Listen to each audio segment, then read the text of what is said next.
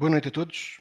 Falar Benfica num dia em que passaram 10 anos do falecimento de Eusébio da Silva Ferreira, um dia que ficou marcado de forma triste para toda a família benfiquista, daquele que foi o único homem que em vida teve direito a uma estátua à frente do Estádio do Sport Lisboa Benfica, pela importância que teve na história do clube.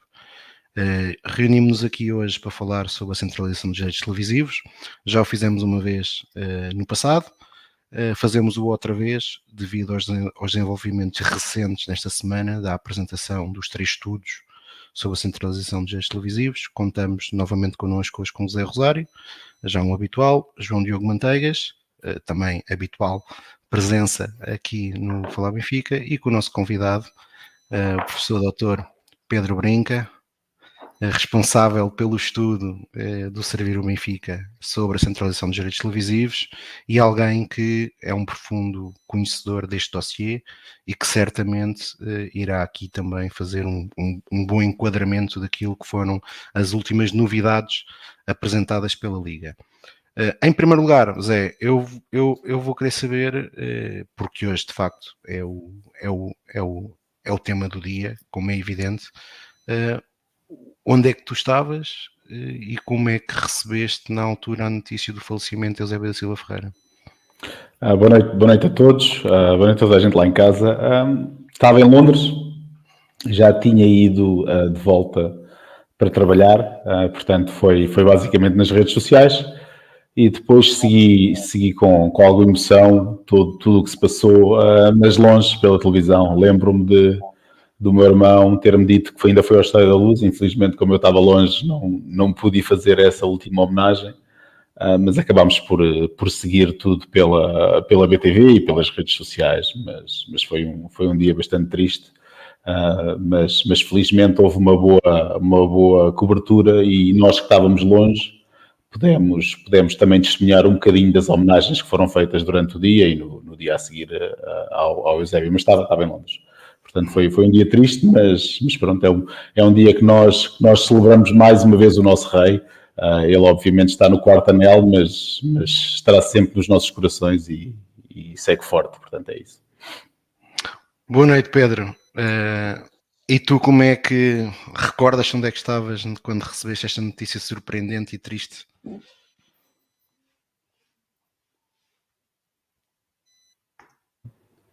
Agora já estou. Um bocado à imagem do Zé. Boa noite. Também era imigra na altura. O Zé ainda é, eu na altura ainda era. E estava em Estocolmo, tinha acabado de chegar à Suécia.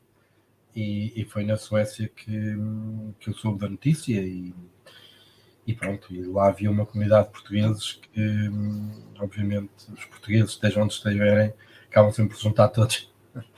E foi aí que contávamos histórias. A comunidade portuguesa em Estocolmo, em que eu me integrava, era sobretudo composta por pessoas que tinham emigrado para a Suécia já há muitos anos, anos 70, 60, 70, 80, e obviamente que tinham muitas memórias de ver o Eusébio jogar, tinham memórias de futebol do Benfica e futebol português da década de 60 e de 70. Eu nasci em 79, não tive esse privilégio, mas pronto. Uma boa geração, não é? Uma boa colheita de 79. É uma boa colheita de 79. E lá está, é sempre comovente ver a maneira, a emoção com que as pessoas que viveram essas décadas falam, e não estou a falar apenas de adeptos do Benfica, estou a falar de adeptos de outros clubes que, não obstante a sua orientação clubística, vinham os seus olhos a brilhar sempre que falavam do Eusébio e das alegrias que lhes deram nessas décadas. Sim, foi impressionante mesmo na altura as diversas homenagens de diversos adeptos de vários clubes, principalmente até dos nossos adversários mais diretos, Sporting e Futebol Clube Porto, como fizeram questão de homenagear e de ir até à estátua do Eusébio e prestar essa última homenagem. Boa noite, João.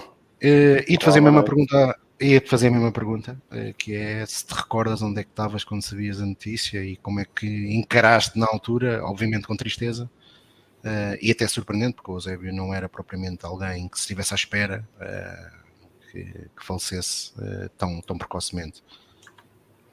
Lembro perfeitamente. estava de viagem, de carro, de madrugada até, quando me mandaram a mensagem a dizer que ele tinha falecido, tinha tido uma paragem cardiorrespiratória, salvo erro, na altura. Eu tive conhecimento disso até pouco tempo após a hora da morte de Eusébio, porque há muitos anos atrás, quando eu comecei a trabalhar, trabalhei com um cliente que ia os direitos de imagem do Eusébio para a África. E, portanto, acabei por trabalhar diretamente com o Eusébio ali entre 2006 até 2010, mais ou menos. Porque o Eusébio tinha uma coisa curiosa, várias empresas geriam em espaços geográficos diferentes os direitos de imagem do Eusébio.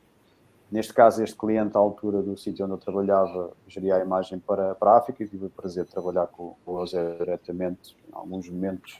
E, portanto, conhecer o homem fora do futebol. Tenho muita pena não ter vivido as minhas décadas do Eusébio a jogar. Estamos a falar de alguém com 580 e tal jogos e 500 e não sei quantos golos. Portanto, não é propriamente um rapaz qualquer.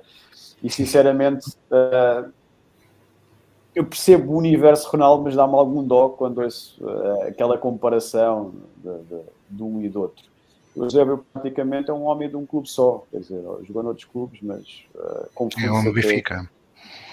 confunde-se até Eusébio com Benfica no bom sentido. Eu sei que é uma coisa que faz confusão às vezes, as instituições serem confundidas com determinados homens, mas isto não é um homem qualquer. Portanto, acho que isso é reconhecido, e o Tiago também já acabou por dizer que toda a gente se manifestou quando foi o falecimento do Eusébio, e, portanto, toda a gente sabe a importância, nem todos têm uma estátua à frente de um estádio com a importância que ele teve. E, portanto, lembro-me perfeitamente foi na madrugada de domingo, sem erro.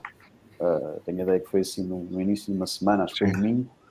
Eu lembro perfeitamente de ter recebido a mensagem, não fui ao estádio, não consegui ir, porque eu estava a vir de carro de Barcelona e fui depois para o Norte de Portugal direto.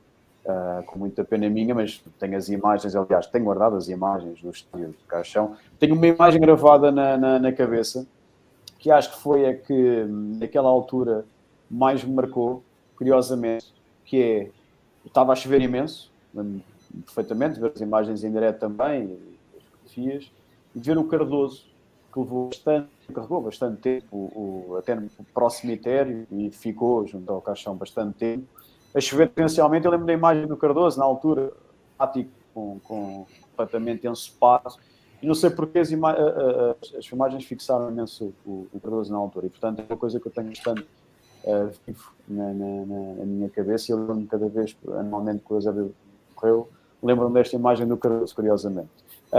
E depois é aquela imagem poderosíssima que ainda hoje esteve na comunicação social, que é o Caixão no meio do Estádio da Luz, quer dizer, aquele silêncio e depois o coral completo no estádio. Acho que é revelador daquilo que o homem era, que o homem e o jogador foram para o Benfica. Bem, feita esta pequena introdução, vamos entrar aqui no tema que nos trouxe cá hoje, a centralização dos direitos televisivos. Eu vou partilhar com todos os que estão a acompanhar a emissão o link da primeira vez que falámos sobre a centralização dos direitos televisivos, na altura também com a presença do Pedro. Esta semana tivemos o conhecimento de 3 propostas associadas a este tema. Pedro, eu passava-te já a palavra para, se quiseres, poderes fazer aqui um bocadinho um enquadramento dessas 3 propostas e aquela que foi a tua opinião, sendo que tu tens um artigo de opinião em que, na prática, quem quiser pode consultar o Record. Eu vou deixar só o título, que é Pariu um Rato. E a pergunta que eu te faço é: o que é que pariu um rato? Então, vamos lá ver.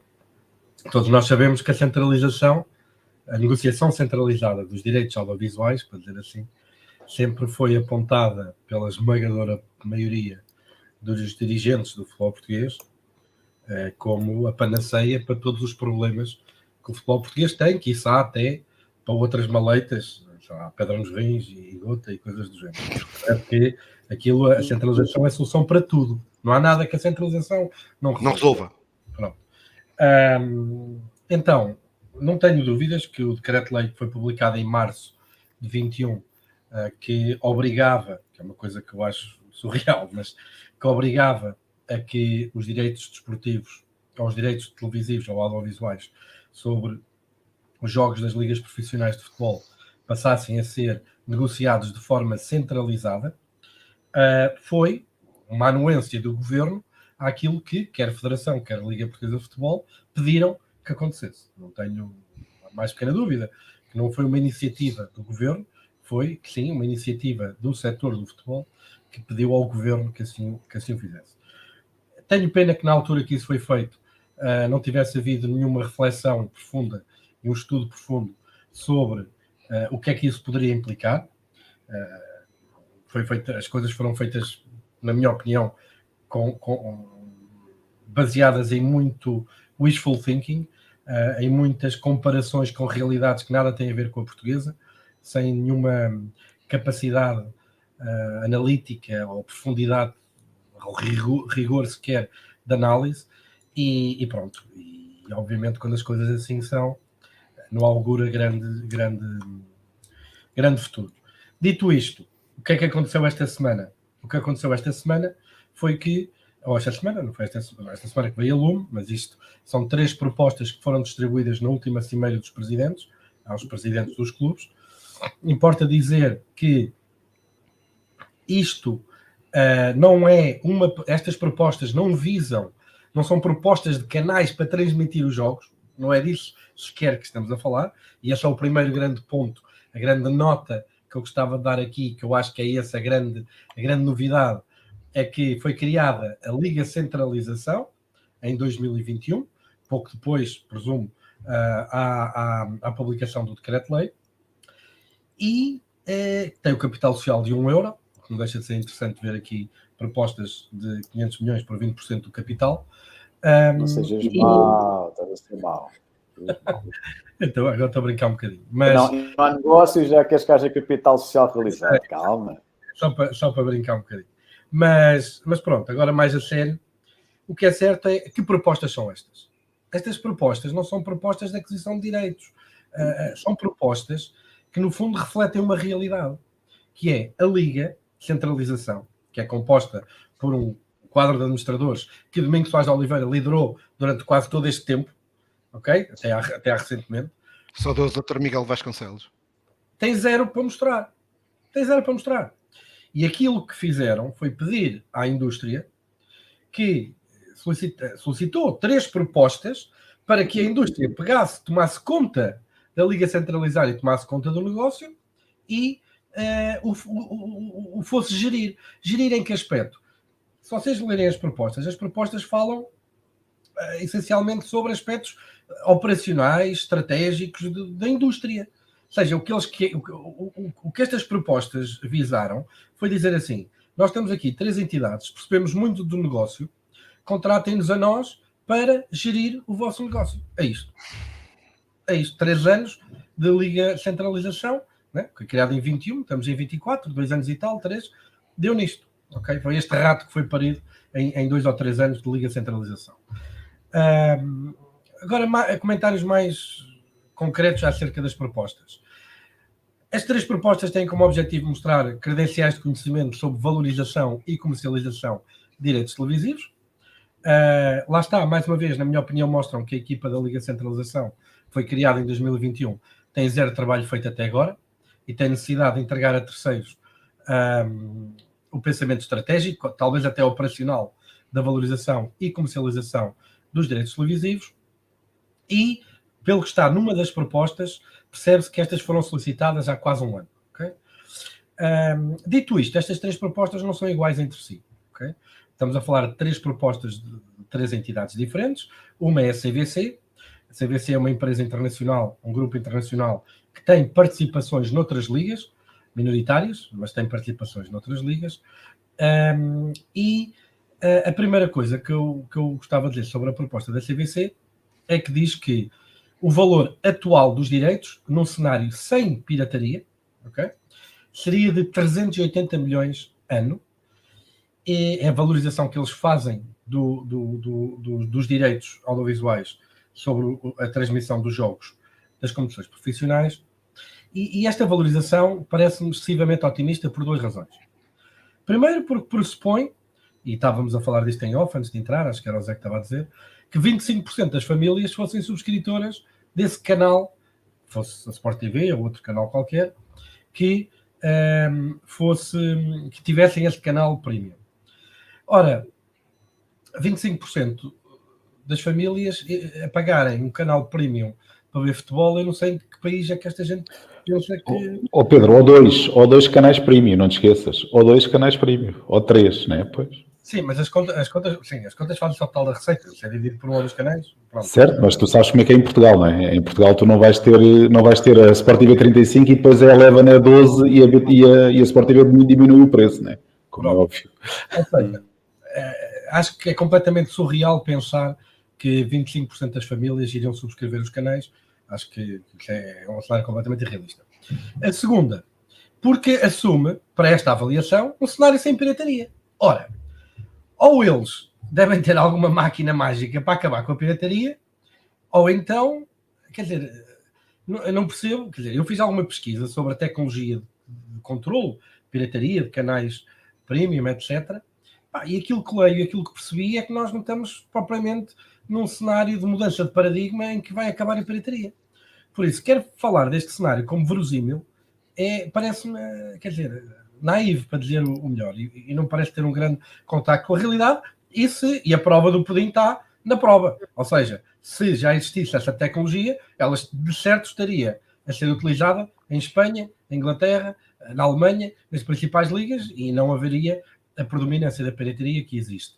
Mas mesmo que existisse essa tecnologia, também não é óbvio porque é que a CVC teria algum direito especial sobre isso. Quer dizer, também não são eles que são proprietários dessa tecnologia antipirata, por isso não vejo aqui grande valor acrescentado por esta via. Mas depois ainda vai mais longe. Diz que para além de valer 380 milhões com a estrutura atual, se não houvesse pirataria, ainda diz que consegue chegar aos 580 milhões. Como? Adotando um conjunto de estratégias comerciais e de utilização do produto. Para nós termos noção do grau de alucinação desta malta, isto é 1/3 do valor anual da English Premier League, que deve estar mal gerida, não é? Porque se nós conseguimos chegar a 1/3, com a gestão correta, chegamos a 1/3 do valor da Premiership, meu Deus, não é?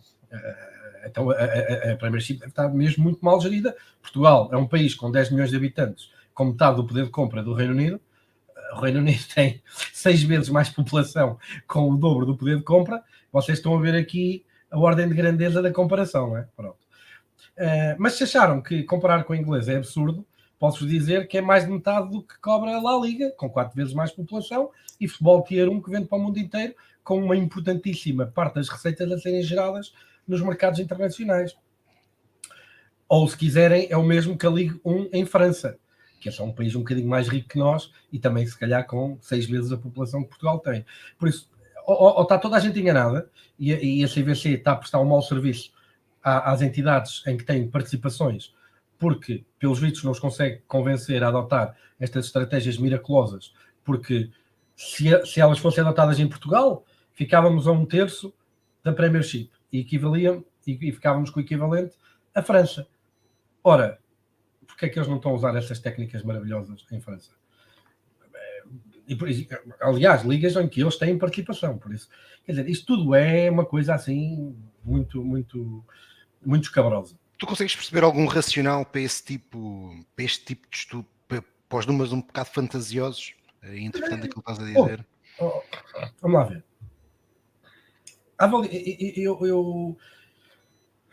Eu tenho sempre um grau elevado de desconfiança. Aliás, isto já não é de agora. Isto é um padrão que se repete em todos estes relatórios. Se tu fores ver o relatório da UI, da Ernst & Young, que está no site da Liga, é a mesma coisa. Eles dizem, os direitos valem 350 milhões. Então e porquê?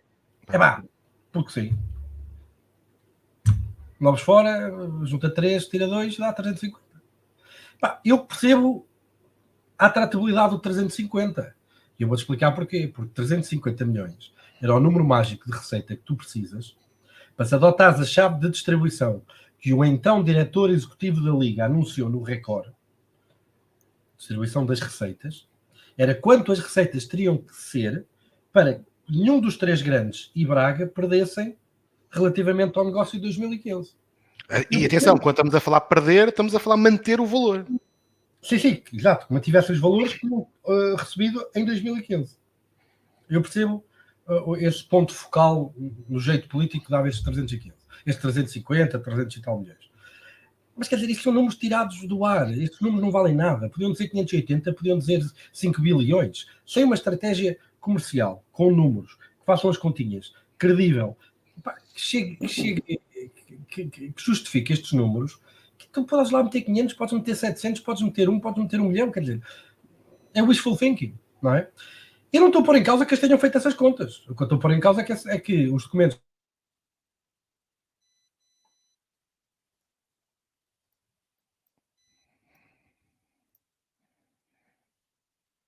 O Proença já está a bloquear o.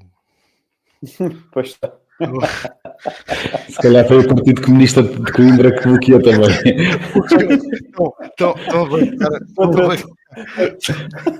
Contra o Rui Pinto. O Proença está a boicotar o Pedro Brinca. Bem, Zé, enquanto o Pedro Já volta. volta a ligar. Está preparado com as espadas, pá, homem. Tu também olhaste para estes documentos que foram apresentados e, portanto, qual foi o teu ficaste com a mesma sensação do Pedro, que estamos aqui a trabalhar em números fantasiosos? Fiquei, eu acho que o que eles fizeram foi pegaram no valor total que eles queriam, que eles querem chegar, e depois fizeram as contas para trás e fizeram basicamente o número que o Excel mandava. Eu acho que o que se vê claramente, há 2 ou 3 pontos que são muito importantes aqui, é a expectativa que eles têm do mercado português, que nós sabemos que não está em crescimento, ou seja, qualquer uma das propostas fala que nós temos um potencial muito grande, mas não explicam como é que se vai chegar a esse potencial, simplesmente mandam um número para o ar. Portanto, nós sabemos que o mercado português é muito limitado em termos da faturação. Nós já sabíamos que os contratos que foram assinados dos 40 milhões, 50 milhões eram uns ótimos contratos para a altura, e nós sabemos também que os outros clubes não têm capacidade de gerar mais receitas e ninguém quer ver os clubes pequenos, infelizmente. Portanto, nós já sabemos, renegociados abaixo, não é? E que já estavam a ser renegociados abaixo, não é?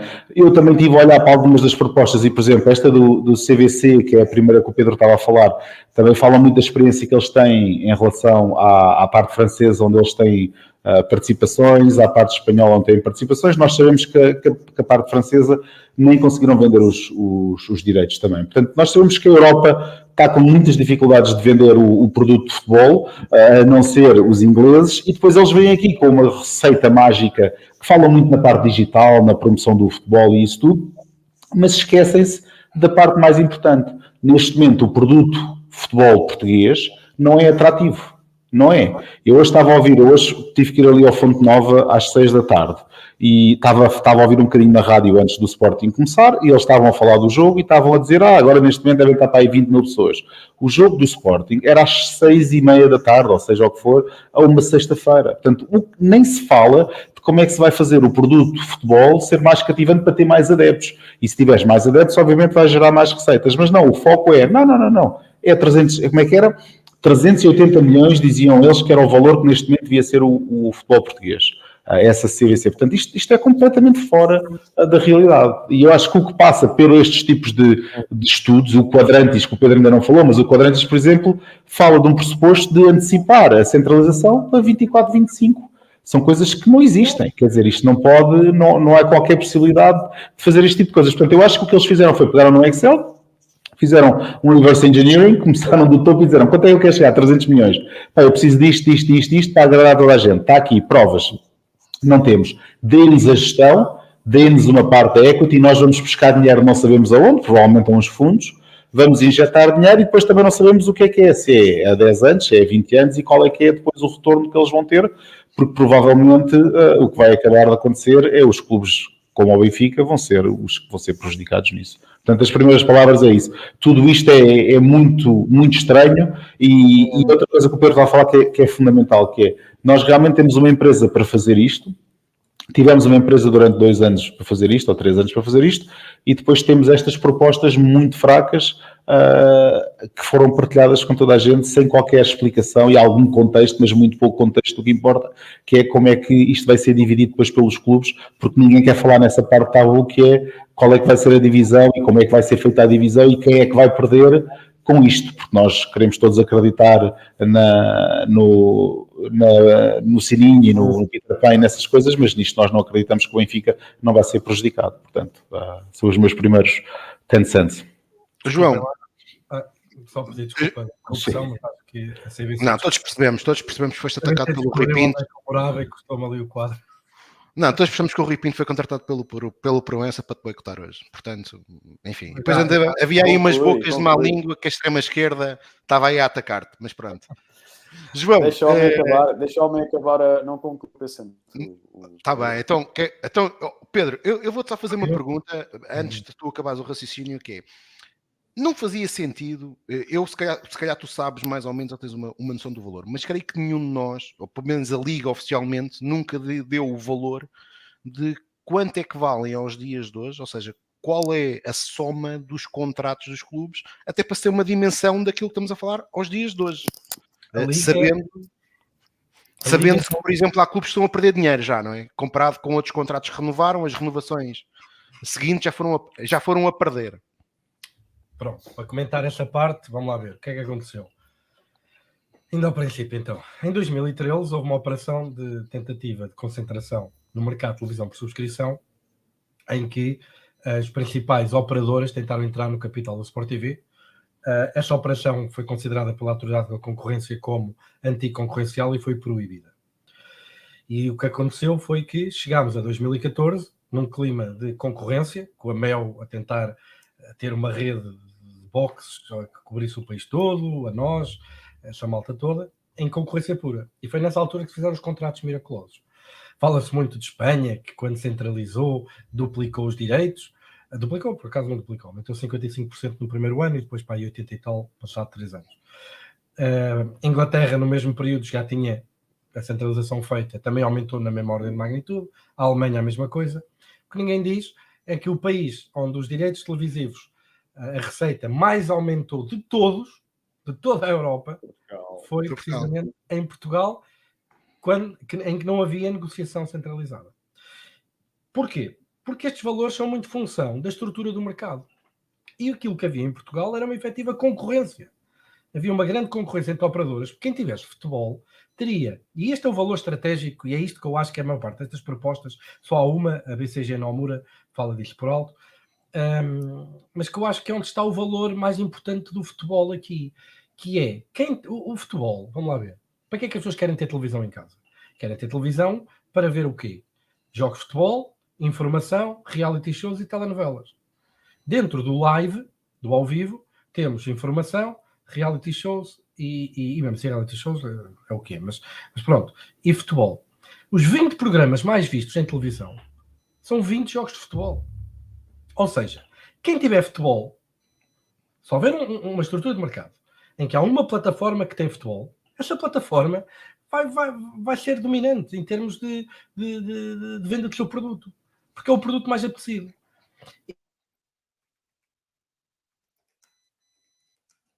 Parou.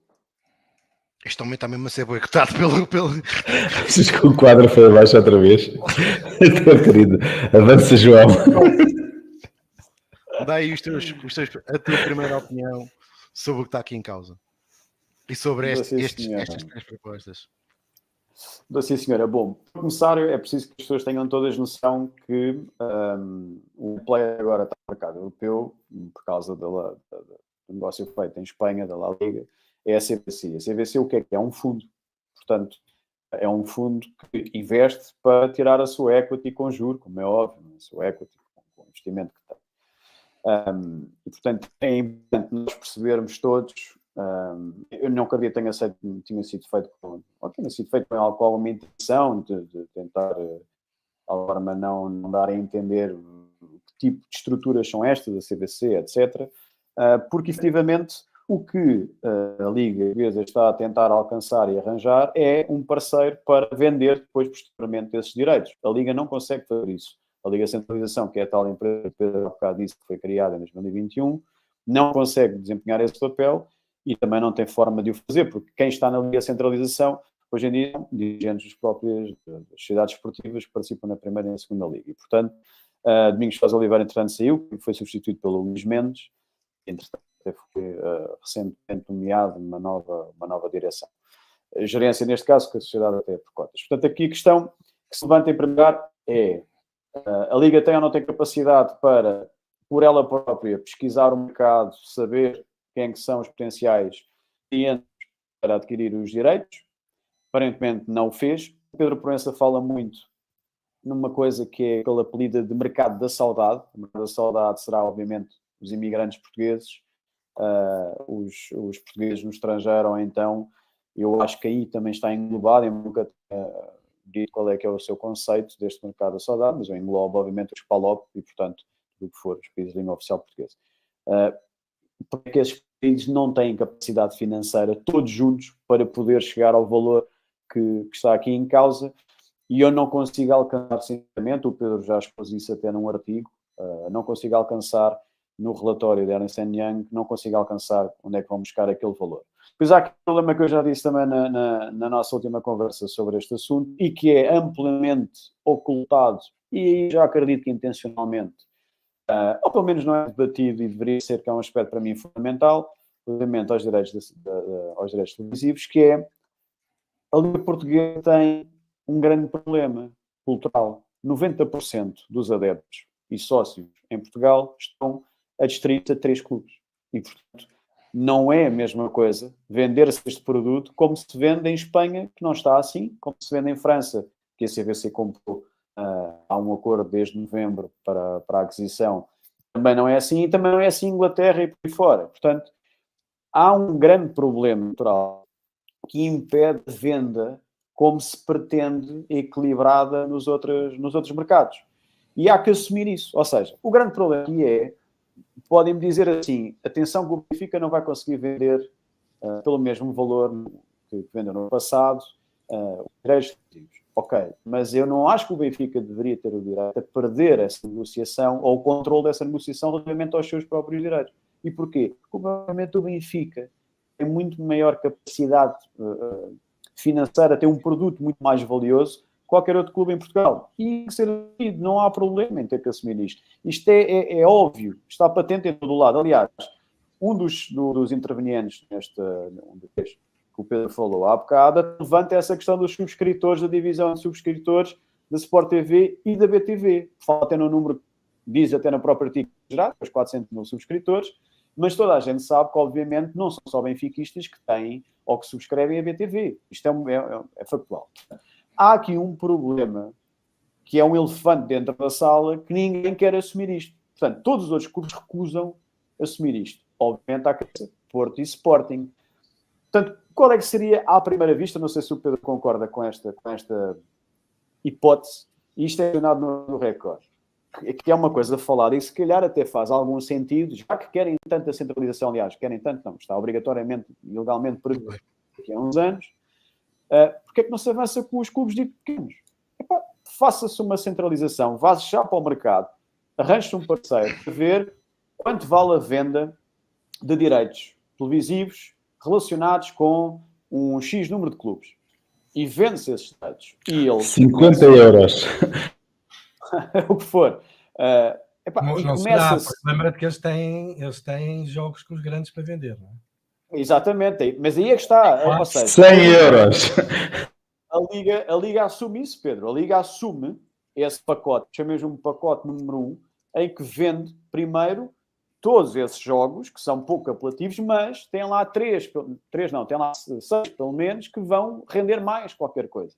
E depois há aquele problema também, para passar a palavra, que é, eu acho que há aqui uma ideia generalizada errada, que é, eu acho que genericamente em Portugal, os meros leitores desta coisa da centralização e até nos debates televisivos pensam que quando arranjaram um investidor ou vários investidores que queiram comprar os direitos televisivos, que os clubes vão se encher de dinheiro para fazer o que quiserem. Isto é completamente errado. Ou seja, o objetivo da centralização dos direitos televisivos, e o Pedro Proença já disse isso, ou já começou a dizer isso mais vezes, e convém, é que o dinheiro que será investido através da centralização é para, primeiro, melhoria das infraestruturas dos recintos esportivos, e que é mesmo muito urgente.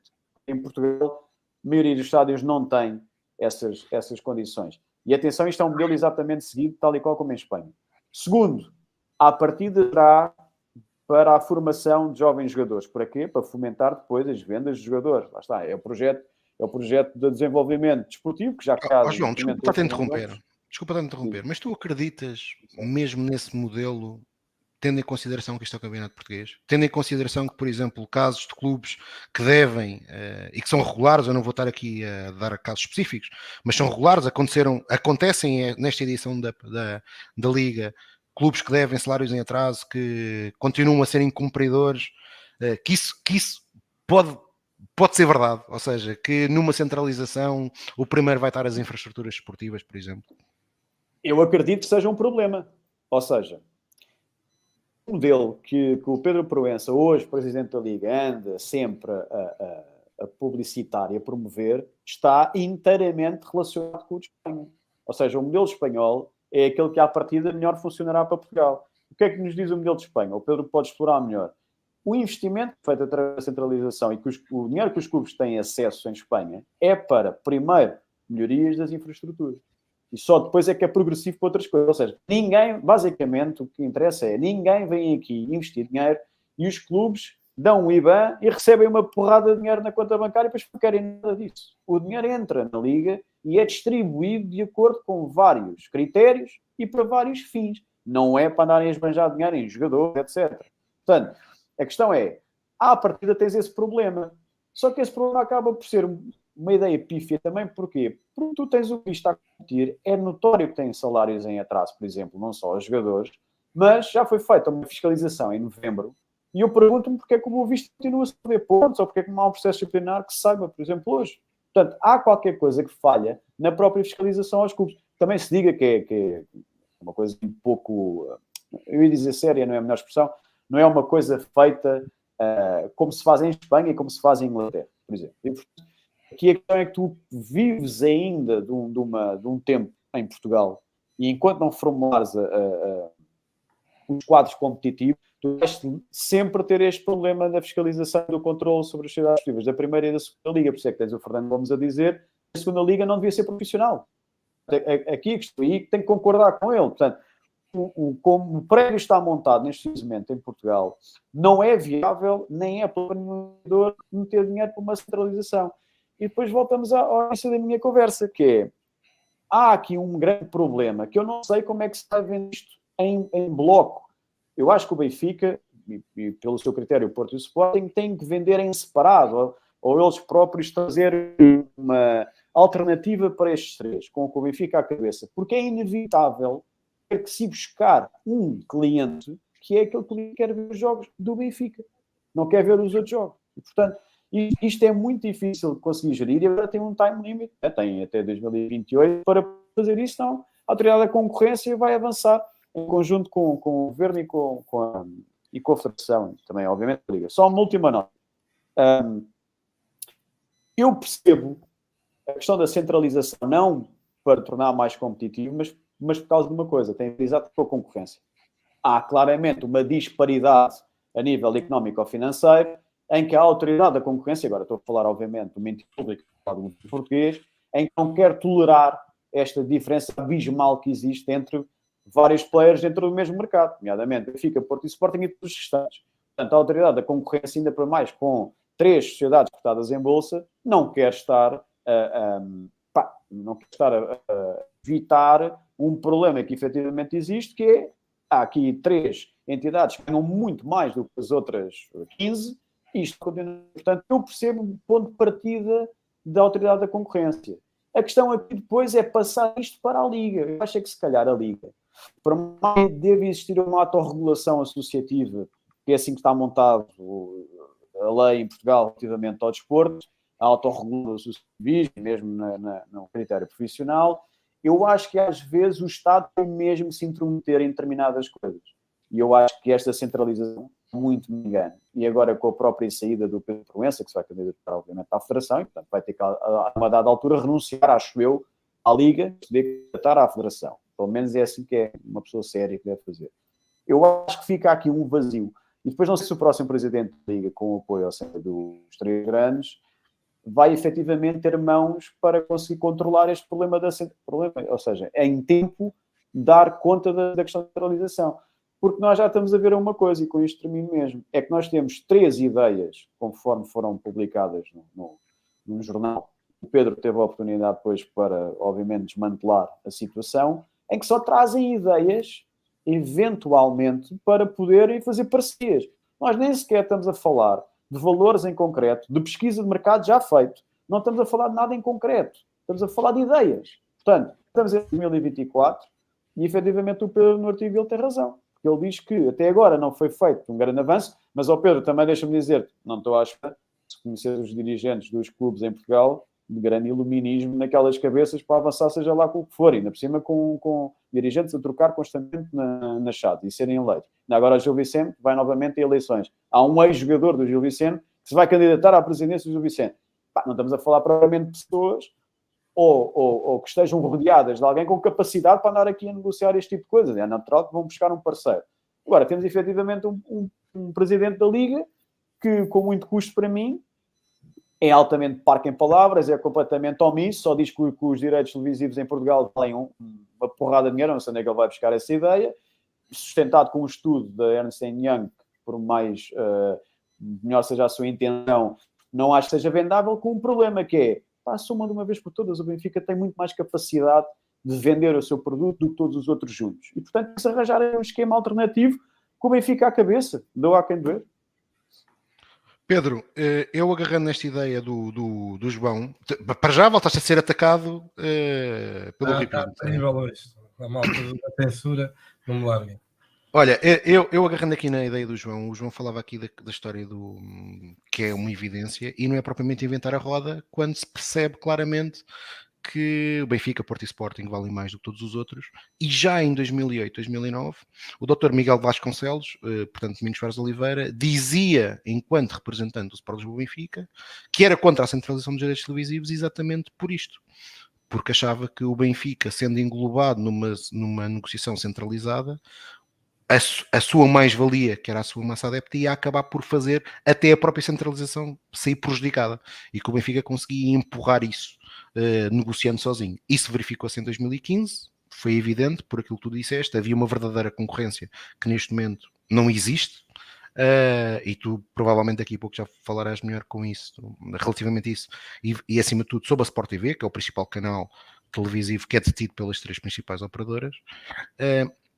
Aquilo que era a questão que eu queria fazer é, então porquê o próprio Benfica, ou porque é que tu achas que o próprio Benfica, e até o próprio Dr. Domingos Soares Oliveira, acabou por embarcar nesta ideia sem nunca ter uma posição contrária, porque as leis, como é evidente, o governo é suscetível de criar legislativamente o que entender, mas também existe quem possa combater, demonstrando com argumentos válidos ou não, o porquê.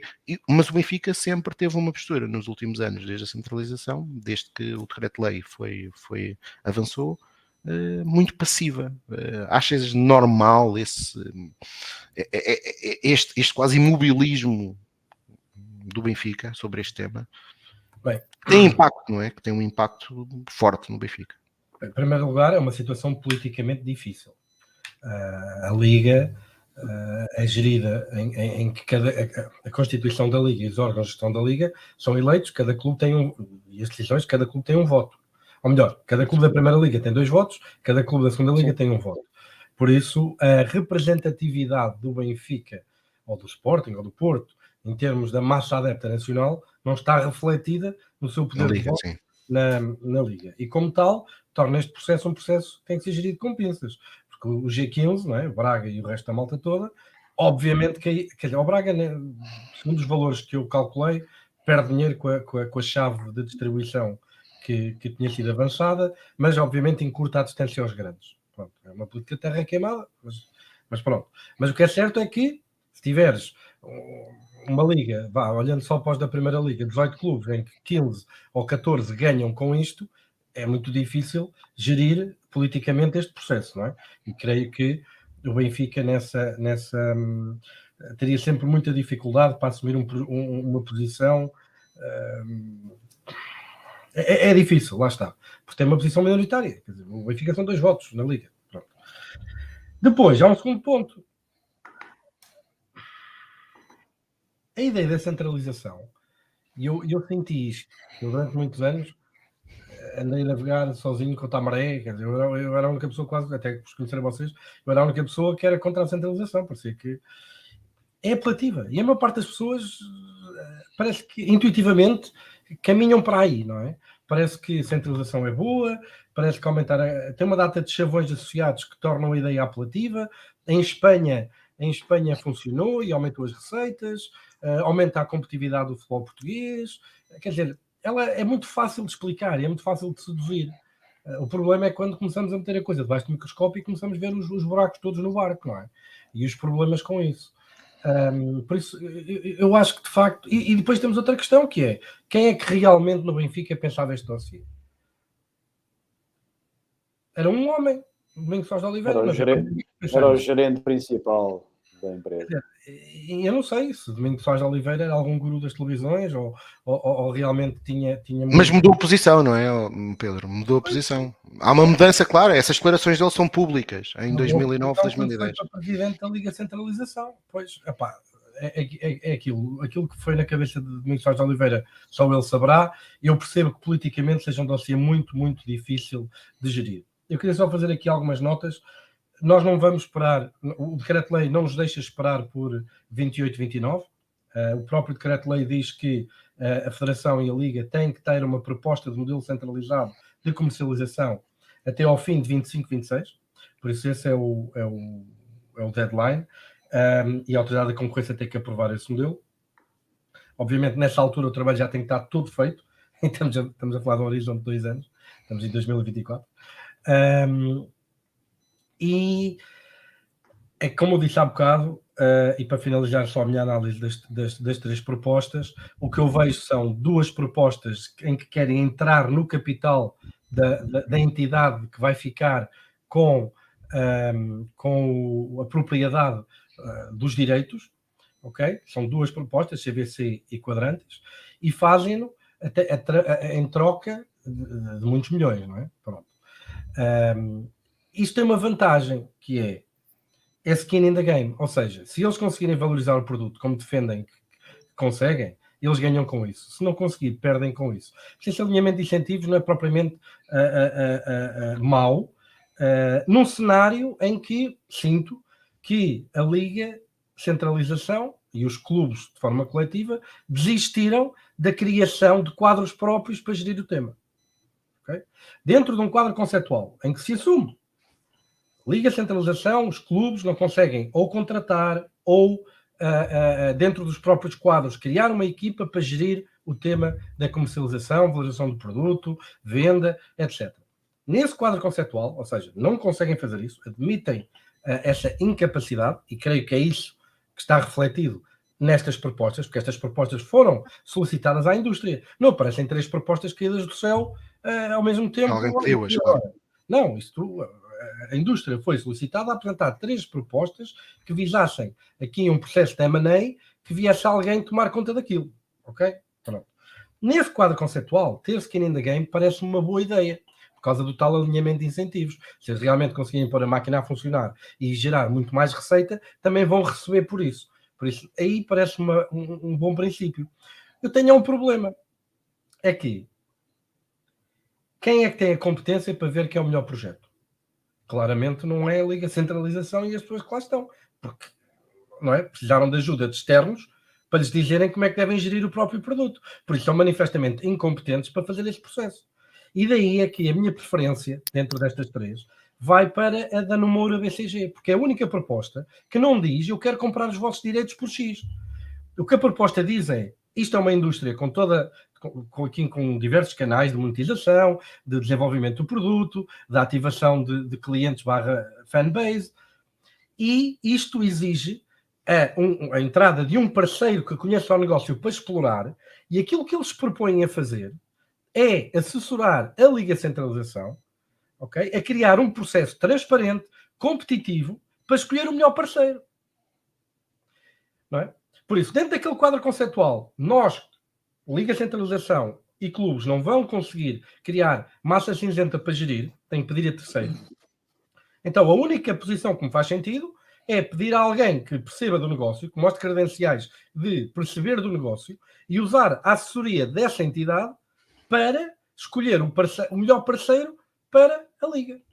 Esta é a minha opinião, ok? Daquilo que analisei das 3 propostas, independentemente de meses de discussão que dava 30 mil detalhes das propostas. Eu também acho, por exemplo, que a terceira proposta, número BCG, fala de muitos canais de ativação, estratégias, etc., que só são aplicáveis a ligas Tier 1, ou seja, ligas que conseguem distribuir produto para o mundo inteiro porque têm os melhores jogadores que participam nas fases finais das competições, etc. Não é uma liga Tier 2 como Portugal, que basicamente, em termos de modelo de negócio, é uma antecâmara de teste de jogadores para ver quem é que tem condições para se ingrar ao mais alto nível.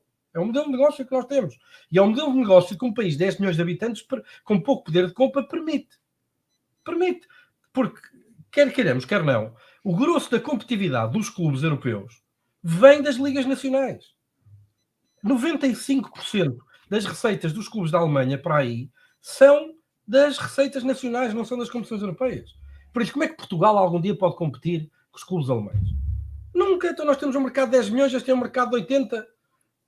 Sim, já agora, Pedro, deixa-me só dar aqui uma nota, e se quiseres podes porque estás aí por aí, e acho que é importante, e o estudo do Servir que tu coordenaste demonstra bem isso. Já agora que está aí o Zagal também, que colaborou contigo, e portanto, obrigado Zagal, senão ele não se vai calar mais com isto e vai passar os dias todos a chorar.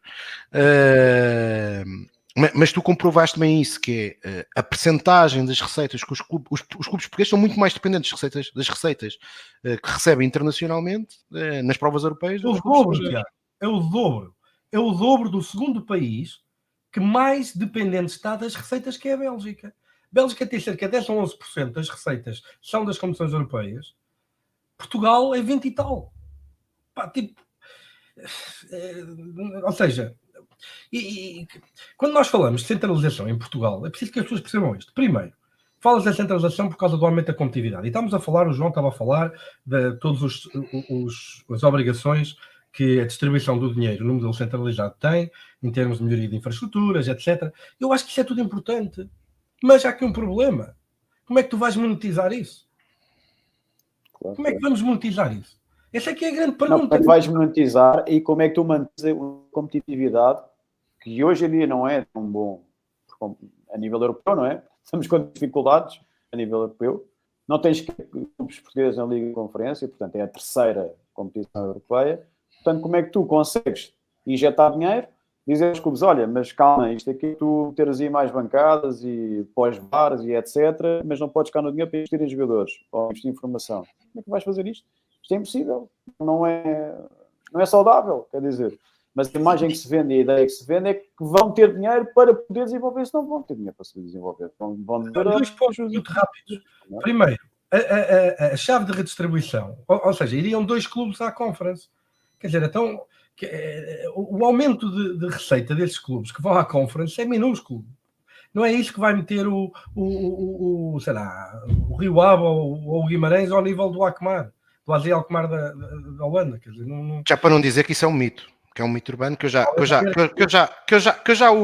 desmonto. Mas já o desmontaste. E segundo, é uma realidade socioeconómica completamente diferente. Vamos lá ver.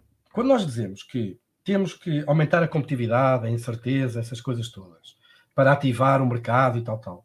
Não te esqueças que Portugal tem uma realidade única que é diferente de todas as outras.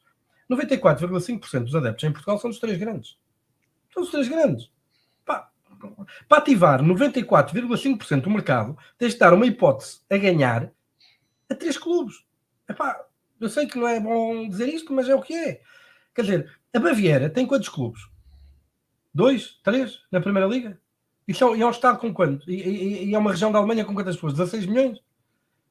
Portugal, 10 milhões, tem 18. Estão a ver a disparidade socioeconómica. Moreira de Cónegos são 5 mil pessoas. Acho que a malta não tem noção. O que é que estamos a falar? O Leicester foi campeão inglês numa cidade com 500 milhões de habitantes. 500 mil habitantes, peço desculpa. Se calhar com a área metropolitana e zonas conexas, se calhar vai para os 700 ou 700. Quer dizer... Sim, a realidade sociológica é diferente, não é? Tondela tem 16 mil habitantes. Eu joguei no Tondela, eu adoro Tondela, mas tem 16 mil habitantes. E a maior parte deles são do Benfica e do Sporting Lisboa. A questão é essa, Pedro, não é? Sociologicamente é diferente. E É mais, diferente. já há, isto é que se calhar as pessoas também têm que perceber, já há redistribuição. Benfica, Porto e Sporting são responsáveis por 94,5% dos adeptos, mas só recebem 73,5% das receitas. Já existe redistribuição. E depois, se quisermos ir mais longe, a pergunta que eu faço é: qual é o valor dos direitos desportivos, dos direitos televisivos, dos jogos do Estoril ou do Moreirense? É contra o Benfica, Sporting e Porto. I rest my case. Digam-me a mim que outro país da Europa é que tem uma realidade destas, em que a maior parte dos próprios adeptos são primeiro dos grandes. Quer dizer, Nem nos Países Baixos. esta ideia de que vamos copiar o que se faz lá fora, porque se resulta lá fora, resulta cá, epá, é uma coisa que a mim me aflige. Porque, então, uma das coisas que nós vemos na Suíça, na Suécia, na Finlândia, na Noruega, na Alemanha, em Itália, são pistas de ski. Se calhar é isso que nós precisamos também em Portugal, é pistas de ski. Quer dizer, estar a olhar para este raciocínio básico, que se lá fora faz assim, aqui também tem que se fazer, sem olhar às especificidades e à realidade específica de Portugal, é a coisa mais ignorante e parola que eu consigo imaginar. Mas o nível de argumentação em 90% destas discussões é isso. Isto funcionou em Espanha. Então em Portugal vamos fazer porque vai funcionar também. E algumas destas motivações que vêm aqui nestas propostas é um bocado sempre com essa ideia. Em Espanha a negociação centralizada aumentou as receitas. É importante com um contexto completamente diferente, não é? Pedro, já agora, deixa-me só dizer, este ano a própria Liga acaba por assumir um pouco isso, não o dizendo, mas acaba por assumir isso quando tem que se associar a um parceiro comercial para vender bilhetes. Praticamente nem é para vender, é para oferecer. Na prática está quase a oferecer bilhetes, porque os estádios em Portugal, tirando lá está, mais uma vez, quando são os jogos com os três grandes, são vazios. E mais, mostrem-me. Eu não sou contra melhorar as infraestruturas e meter melhores condições de trabalho para os estádios dos clubes mais pequenos. Eu não sou contra isso, atenção. A minha pergunta é: mostrem-me como é que vamos conseguir aumentar receitas do futebol português. Mostrem-me como é que conseguimos monetizar uma melhoria do produto. Mostrem-me. Um destes relatórios mostra, precisamente, que o português já paga o futebol mais caro da Europa em percentagem do salário médio. Podem pegar no português pelos pés e abaná-lo, que não cai mais dinheiro dos bolsos para o futebol. Mostrem-me. Não é que não haja aqui e ali uma oportunidade de aumentar receitas. Eu acho que há. Há aqui uma das entidades, acho que foi a Quadrantes, não estou em erro, fala precisamente no facto de as subscrições comerciais, ou seja, em restaurantes, em cafés, em bares, etc., estarem muito abaixo do que é o pricing normal. Porque em Portugal está pelo dobro e tu vais a outros países em que é 10 vezes mais. Ok? Mas quer dizer, são 8.000 cafés que temos em Portugal. Assumindo que se tu passares para 10 vezes mais a subscrição desses 8.000 cafés, se calhar metade desaparece e não quer mais subscrever. 4.000 vezes. Vais aumentar um pouco, mas não é isso que mexe a agulha. Não é isso ou vai para o Pirata, ou vai para a IPTV. Exato, quer dizer, não é isso que mexe a agulha.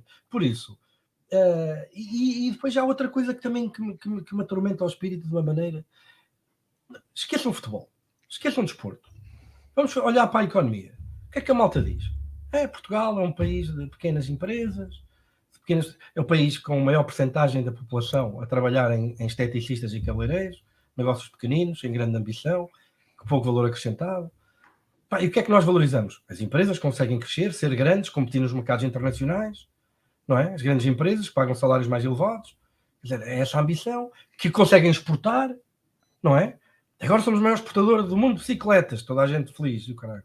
As empresas portuguesas, o Navigator, o papel para o mundo inteiro. Chegamos ao futebol, parece que há ali um switch qualquer que se apaga e de repente vender jogadores, eu sei que aqui isto já não é consensual, né? Vender jogadores para o estrangeiro é um sinal da fraqueza dos clubes e não da capacidade de criar valor acrescentado. Os clubes serem grandes e conseguirem competir internacionalmente, de repente é um problema porque são muito maiores que os outros pequeninos todos. E então, em vez de termos 3 clubes grandes, temos que ter uma data de clubes pequeninos ou de classe média. São discursos que a mim causam muita...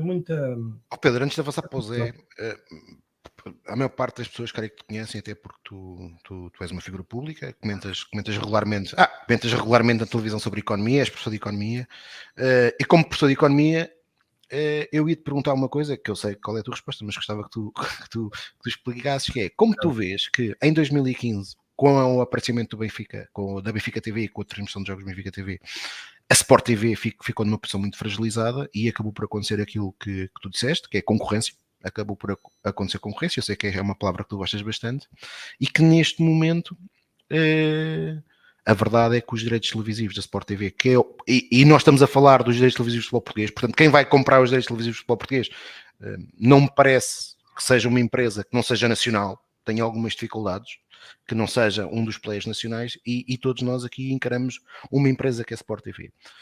Como é que os direitos vão aumentar quando a Sport TV, por exemplo, é detida neste momento por partes iguais pela NOS, pela Vodafone e pela Altice? Tu achas que isso é possível economicamente? Não, eu sempre disse que achava que os valores não iam aumentar, ajustados à inflação, que não iriam aumentar, por uma razão muito simples, que é a resposta à pergunta quando há bocado fui sabotado que estava a tentar dar, que é, onde é que está o valor do futebol português? Qual é o valor do futebol português?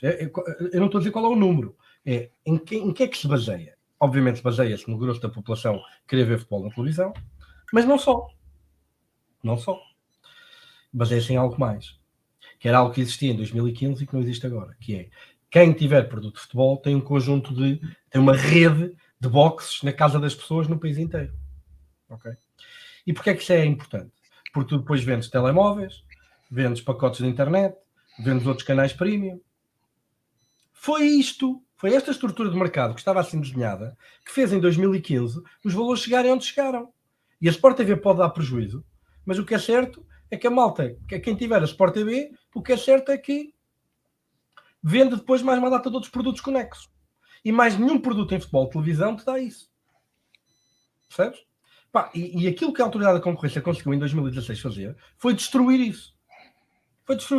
Foi permitir, como tu disseste bem, Vodafone, a nós e a Mel entrarem no capital da Sport TV, da Control Invest, e depois controlavam 92% do mercado de subscrição.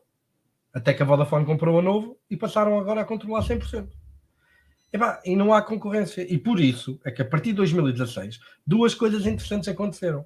Primeiro, o presidente da nós veio dizer que afinal aqueles contratos de 10 anos eram antigos comerciais porque fechavam o mercado por serem contratos longos. Porquê? Porque sabiam que se a Autoridade da Concorrência declarasse nulos os contratos, com aquela estrutura de mercado que a Autoridade da Concorrência permitiu que acontecesse, aquilo que ia acontecer é que os novos contratos com os três grandes iam ser muito mais baixos.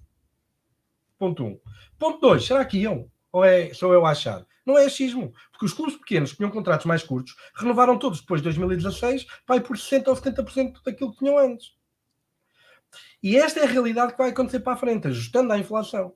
Agora, o que eu acho que eles vão tirar aqui uma arma da manga, ainda por cima porque agora tivemos inflação grande nos últimos 2 anos, não é? Os salários vão subiram quase 10%, certo. Não é? Em termos nominais. Descontas a inflação, quase 10%, não, vai quase 9%. Tirando a inflação, cresceram em termos reais 2 e tal %.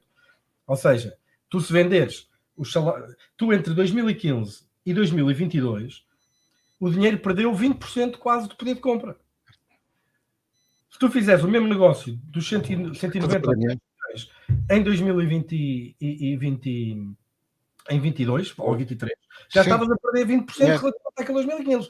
O que eu acho que vai acontecer é que eles vão aparecer com estes 200 e tal milhões graças à ilusão monetária por causa da inflação. Mas se controlares para a inflação, é um valor que se calhar será inferior, e a minha previsão é que seja um valor inferior àquilo que foi conseguido em 2015. Ok? Se isso acontecer,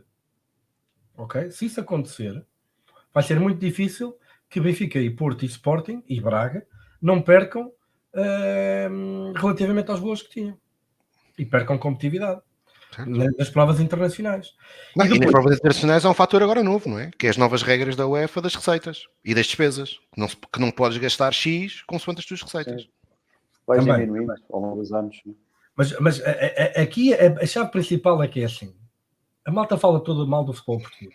Mas a minha pergunta é, diga-me outro setor onde Portugal tenha a projeção e a capacidade e a competitividade internacional que o futebol tem. Digam um setor da sociedade portuguesa onde isso aconteça, da economia portuguesa.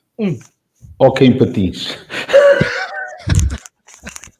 Estava a falar de um setor, não estava a falar de um armário. Não, só para eu curtir, só nem isso, nem sei. Venho do Porto. Ali. Estão a perceber? Turismo hoje. Portugal, na minha opinião, Sim, sim. tem beneficiado precisamente do facto, aquilo que toda a gente vê como o mal do futebol português, aquilo que o próprio governo tentou atacar no decreto-lei ao dizer que em Portugal o rácio das receitas é de 15:1 e tem que diminuir para 3 ou 4:1, ou pelo menos sugerir, ok? Tem que haver uma diminuição acentuada desta desigualdade das receitas, que mais não é o reflexo da desigualdade da sustentação sociológica de cada clube, que mais não é isso, ok? Foi isso que nos permitiu ter essa competitividade. Este foi um enorme eixo. Porquê? Porque nós temos 10 milhões de ovos raquíticos, com pouco poder de compra, mas todos em 3 cestos. Se os dividirmos por 18 cestos, vamos ter 18 Guimarães que são eliminados por uma equipa de amadores da Alva. Também estou a exagerar. Mas pronto, mas que são eliminados por uma equipa de quarta linha. Não é? Tipo, que metam uma coisa na cabeça. E vamos ver as coisas desta maneira. Se a única coisa que valorizam é a incerteza em ganhar as competições nacionais, porque qualquer dia será outra vez um Boa Vista, ou será um Rio Ave, ou uma coisa assim. Se é esse o vetor de performance, o KPI, se quiserem assim, se é esse o indicador de sucesso da transformação da Liga, então isto vai funcionar. Porque vai retirar poder competitivo aos ricos, vai dar aos pobres e vai aumentar a incerteza. Mas não tenham dúvidas de uma coisa. Benfica e Porto, em 2019, foram os últimos. Tinham menos de metade da média das receitas dos clubes que ficaram em segundo lugar na fase de grupos da Champions. O Porto, na altura, 174 milhões, não estou em erro, o Benfica de cerca de 200 milhões, foram os últimos da lista. É com estas armas que nós estamos a bater. É isto que esta nova estrutura quer fazer, que é retirar, não é? Retirar receitas aos grandes para dar aos pequenos se não conseguir crescer o bolo. Diga-se a bom da verdade, eu acho que eles são sinceros quando acreditam que vão conseguir fazer crescer o bolo. Eu é que não acredito, porque acho que o português não tem mais dinheiro para dar, acho que nós não temos condições para ter um mercado internacional que mexa a agulha, acho que conseguimos fazer mais do que o que fazemos, são 8 milhões ano, é pouco, a Holanda faz 12, não há razão nenhuma para não fazermos no mínimo tanto como a Holanda, já seria um crescimento de 50% das receitas no segmento internacional, mas estamos a falar de passar de 8 para 12 num bolo total de 200. Não é isso que vai mexer a agulha. Ok? Por isso, não estraguem o futebol português. Não estraguem a competitividade internacional do futebol português. E se acham que a centralização é que resolve, ponham os olhos na Holanda, ponham os olhos na Bélgica, vejam o que é que a Holanda e a Bélgica, países com 17 milhões e 11 milhões de habitantes, Bélgica foi durante muito tempo a seleção número 1 da FIFA, a Holanda tem a tradição que tem no futebol e, ponto 1, com a negociação centralizada, a Holanda, já nem boa a Bélgica, no mercado com 17 milhões, fazia 80 milhões ano, okay? Menos de metade daquilo que nós fizemos com a negociação individual em 2015, ponto 1, e vejam o que é que em termos internacionais os clubes portugueses e os clubes belgas e os clubes holandeses conseguiram nos últimos 23 anos. E digam-me se esta é a tal estrutura má do futebol português, se esta é a parte má do futebol português, esta concentração de recursos para criar 3 clubes de classe média alta europeia, se é isto a raiz do mal do futebol português. Agora, para quem só se interessa se o Benfica, o Porto ou o Sporting vão perder mais vezes com o Rio Ave, com o Boa Vista ou com o Estoril, aí sim, claro. Se calhar até começamos a dividir o Estado com o Casa Pia, não é? Agora, para quem privilegia ou para quem é importante também a competitividade internacional, quer dizer, isto não, o problema não é a centralização. O problema é que com a centralização vem a redistribuição. Porque se tu negocias centrais, se há uma negociação centralizada, como é que tu vais distribuir o dinheiro? Não é pelo mercado, não foi pela tua capacidade negocial, vai ter que ser uma entidade a definir um critério. E o critério tem que respeitar aquilo que está no decreto-lei, que é diminuir a desigualdade. Agora, se não conseguires crescer o bolo, como é que diminuis a desigualdade? Tirando aos grandes para dar aos pequenos. E os grandes são 3 e os pequenos são muitos. Zé, o João e o Pedro já falaram aqui um pouco sobre como um dos critérios, aliás foi o João que tocou nisso, olhando para aquilo que é o exame espanhol, é as infraestruturas. Eu tenho aqui 2 fotos deste ano do jogo, por acaso disputado em Chaves. Portanto, isto era a bancada, uma das bancadas onde estavam adeptos do Benfica. Como vocês estão aqui a ver, está aqui uma torre de iluminação que Já a bancada, uma das bancadas onde estavam adeptos do Benfica. Cortava Bem colocada. bem colocada, não é? Sim. E depois a bancada com melhor visibilidade estava publicidade. Não sejas assim. Essa estava assim porque não tinha bancos. Como não tinha cadeiras, é por isso é que ela estava assim. Portanto, é isso. Mas o que eu quero com isto é isto nos últimos 3 anos, 3 anos não, no último ano foi o quarto estádio em que isto acontece. Isto acontece na Amoreira, isto acontece nos Açores, isto acontece em Chaves, e está-me a falhar aqui um clube. Tens o Rio Ave, tens a do Rio Ave, que era a bancada que foi abaixo. A do Rio Ave foi a central, que é a central, que foi a central que foi abaixo. Acreditas mesmo que os clubes têm interesse em fazer infraestrutura? Não, eu acho que alguns dos clubes podem ter interesse em fazer infraestruturas para a formação, porque já se percebeu que há algum potencial rendimento na formação. Eu acho que esse tipo de infraestruturas que tu mostraste agora são facilmente feitas com dinheiro existente, ou seja, não estamos a falar de uma alteração muito grande, como tu mostraste, eles podiam passar as cadeiras de uma para o outro lado e era melhor, é uma falta de vontade. Mas eu passo um bocadinho pelo que o Turgal também estava aí a dizer num dos comentários anteriores, em que não há vontade nem dos próprios agentes e das pessoas que gerem os clubes mais pequenos de fazer essa alteração, e nós vamos jogar a Braga e eles não abrem a bancada para os adeptos, não é? Eles não passam a maior parte dos bilhetes que podem passar para vender mais o estádio nesse tipo de bancadas. Portanto, quando não há essa parte cultural de querer melhor para o futebol, todas estas estratégias vão dar mal. Essas pessoas são as pessoas que depois votam. Como o Pedro estava a dizer, são as pessoas que votam, em vez de votarem para o bem do futebol, vão votar para o bem do seu umbigo e do seu dinheiro que vão ganhar. Portanto, não estão interessados minimamente que o futebol seja mais competitivo. Nós vimos o Guimarães a ser eliminado e é uma coisa normal, não passa nada. Tu a seguir vês a diretora da Liga a fazer aqueles comunicados maravilhosos no Record, como está tudo bem e que a Liga é fantástica. O nosso companheiro João Gonçalves costuma fazer o apanhado quer das comunicações dela, quer do número de adeptos em cada jornada, e é assustador. Não podes pensar, Pedro, deixa-me só acabar e passo para ti. Não podes pensar que o número de adeptos vai aumentar simplesmente porque estás a mandar dinheiro para um clube. Eu vou-te dar mais um dinheiro e então em vez de ter 2.000 pessoas ou 500 pessoas no Casa Pia, que joga não sei aonde, ou em Rio Maior, que nem o próprio estádio tem. Portanto, não há milagres. Portanto, não vamos o que eu queria deixar, e hoje é um bom dia para o João e para o Pedro falarem, que são os especialistas destas matérias. O que eu quero deixar aqui mais correto do meu lado, e que vai ser mais uma vez o que eu vou tentar falar em junho na Assembleia Geral, é o Benfica tem que liderar este processo.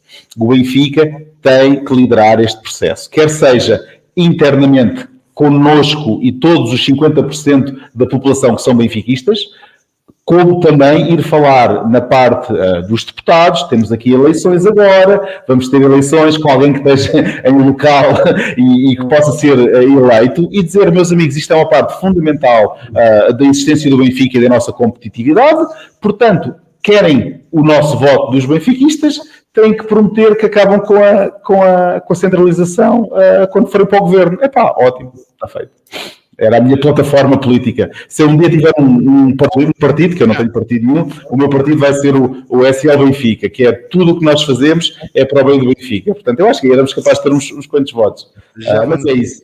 Tem que ser, nós temos que liderar o processo. E como não lideramos, infelizmente o Rui Costa, como vimos na última Assembleia, João, nós estávamos lá, ele disse, não podemos ir em contramão. Não, temos que ir em contramão porque nós vamos ser prejudicados e muito. Não só nós, como o futebol português, em termos da competitividade europeia.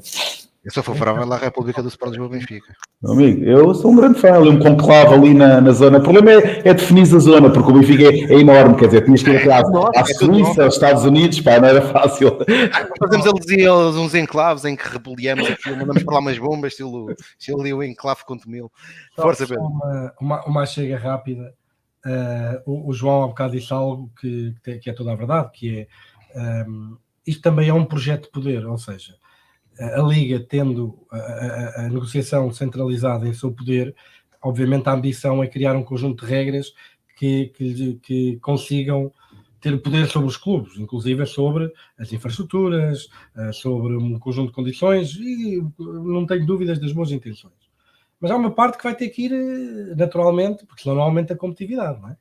Há uma parte que vai ter que ir para os jogadores. Pronto. Certo. E a minha pergunta Formação. é a seguinte: se o Benfica, que é o Benfica, tem a atenção mediática que tem num país com 3 diários desportivos, conseguiu ir comprar um padeiro ao Paraguai, minha pergunta é: o que é que vocês acham que vai acontecer quando o Moreirense passar de receber 3 para 6 milhões de euros por ano, que não tem escrutínio nem a atenção mediática? O que é que acham que vai acontecer até Eu sei essa o que é que vai geração de acontecer. dirigentes? Eles deixam de andar de BMW e passam a andar de Porsche, para de Ferrari.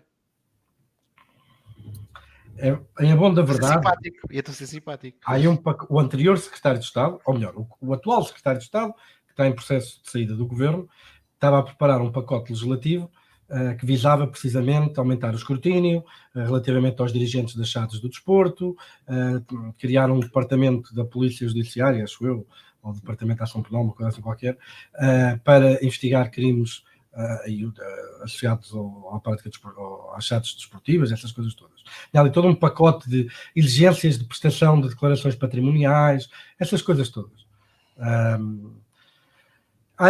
Eles não estão propriamente alheios a estes problemas, não é? Eu pergunto qual é a capacidade que têm de os resolver, não é? Nós tivemos um presidente que ganhava o salário mínimo, não é? O Damásio ganhava o salário mínimo. Pinta Costa, tantos anos. Eu pergunto-me... Pinta Costa andou 20 anos a ganhar o salário mínimo. Só aumentou o salário há 10 anos atrás. Eu acho que as pessoas também têm que ter noção de qual é a realidade sociológica do país. A realidade sociológica do país é que nós temos uma liga com 18 clubes, em que desses 18 há 4 que têm uma implantação popular com mais de 2 dígitos.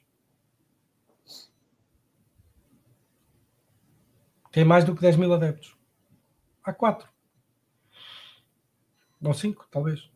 Sim, o Vitória Sport Clube. Sim, acho que o Vitória Sport Clube deve estar a seguir aos 3 grandes, sim. Sim. Sem dúvida. A seguir aos 3 grandes. Não deve ter passado o Vitória. Sim.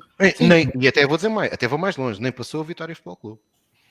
E se calhar o Braga, não sei, tenha 10 mil. O Vitória tem mais de... Eu acho que o Vitória tem para 20 mil sócios, ou mais que isso. Não, o Vitória Sport Clube de Guimarães, pronto, só porque eu falei aqui no Vitória Futebol Clube, que é o de Setúbal, que também tem muitos adeptos. Era há um tempo, era o 5º classificado, sim, em termos de adeptos. Tem muitos adeptos, mas o Vitória Sport Clube, existe um dado que é evidente, não é? Que é o nível de assistências, que está logo atrás dos 3 grandes. Sem dúvida.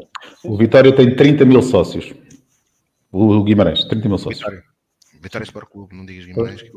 Sim. Ficam ofendidos. Eles não são de Guimarães. Não, mas eles ficam ofendidos. Pá, que sei, eu tenho um amigo meu que fica maluco. É a mesma coisa que a malta de Setúbal. Agora digo, Tondela, ao Moreira de Cónegos, ao Rio Ave, tem assistências médias de quanto? Porque vejam isto. Parte de todas estas estratégias que estão nas propostas é trazer um conjunto de operações, de vetores de monetização que são usados noutras ligas, ok? Aumentar o match day revenue com animações e coisas e não sei das quantas. Tu vais a Tondela, um Guimarães, o Guimarães já era um dos top 5, não é? Mas vais ver um Estoril Rio Ave e tu vais gastar ali uma data de ativações para ativares o quê? 3 mil gajos na bancada? Brinca, mas deixa-me só dar aqui uma nota, porque acho que é importante.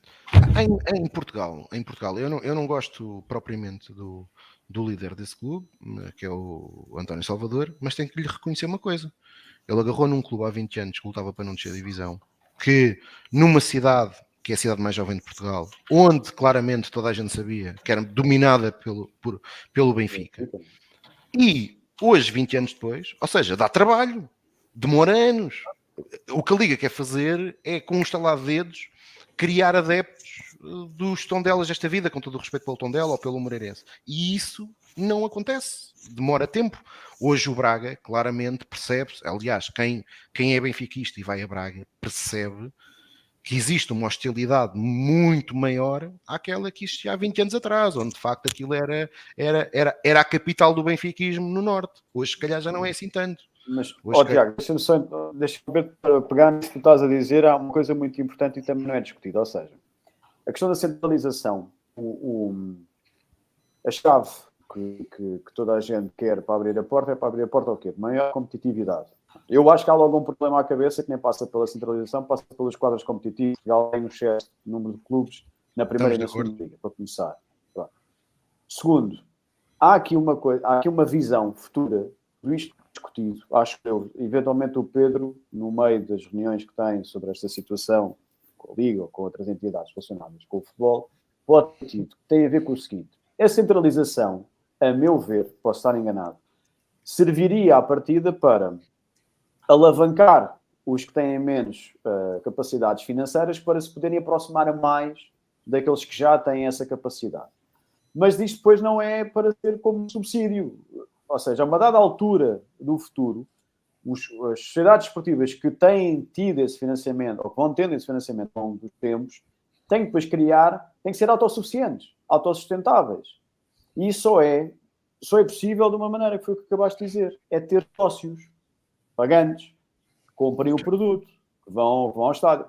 Portanto, nós temos aqui um problema que está relacionado depois com aquilo que o Pedro já disse, que é, imaginemos que Aroca, Tondela, os clubes mais pequenos, todos, até os da Primeira Liga, pronto, vamos ir por aí, conseguem, a uma dada altura do tempo, chegar a esse ponto. Mas vão sempre... Quem que vão ser os sócios pagantes, acompanhantes, etc.? Geograficamente, à partida, serão aqueles que vivem naquela zona. São os que podem ir ao estádio, que irão ao estádio. Não é uma pessoa que vive no Algarve que irá certamente, fim de semana sim, fim de semana não, a Aroca, ou a Tondela. Portanto, há sempre uma limitação geográfica. Esse é o grande problema. Claro, mas a questão é, olhando para a Espanha, que é sempre o exemplo que o Pedro Proença dá, que eu acho que é incomparável, em cada clube que existe na Primeira Liga e na Segunda Liga tem um universo de adeptos muito maior, cidadãos e de contribuintes, etc., muito maior. Quer dizer, as existências no estádio não tem comparação. Vejam um clube como o Girona, por exemplo, agora, com o que está a fazer, mas tem adeptos do Girona. Não podemos comparar.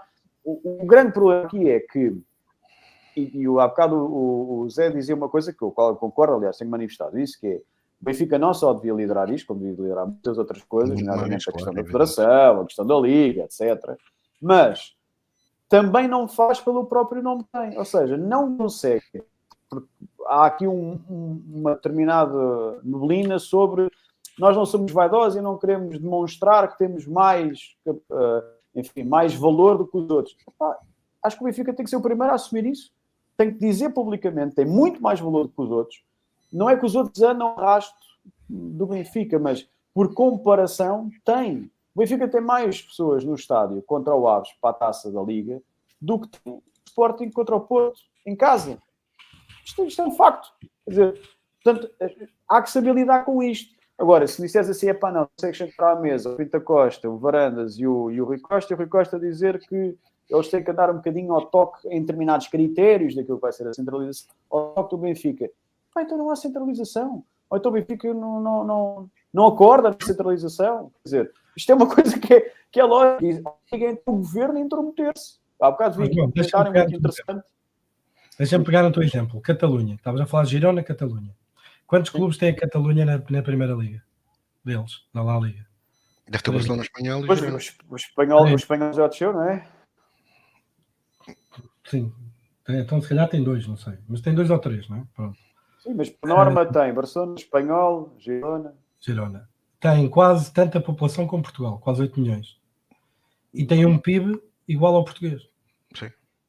A sustentar um mercado a sustentar 3 clubes. Pá, Pedro, aqui, obviamente, tu dás para mim um argumento que eu estou farto de dizer isto e que para mim é completamente surreal, que é, falaste há pouco da realidade alemã. Para já, quando falamos em competitividade no futebol português, o campeonato alemão, o que é mais, principalmente naquilo que é o principal vencedor, é competitivo, não é? Ganha sempre o mesmo.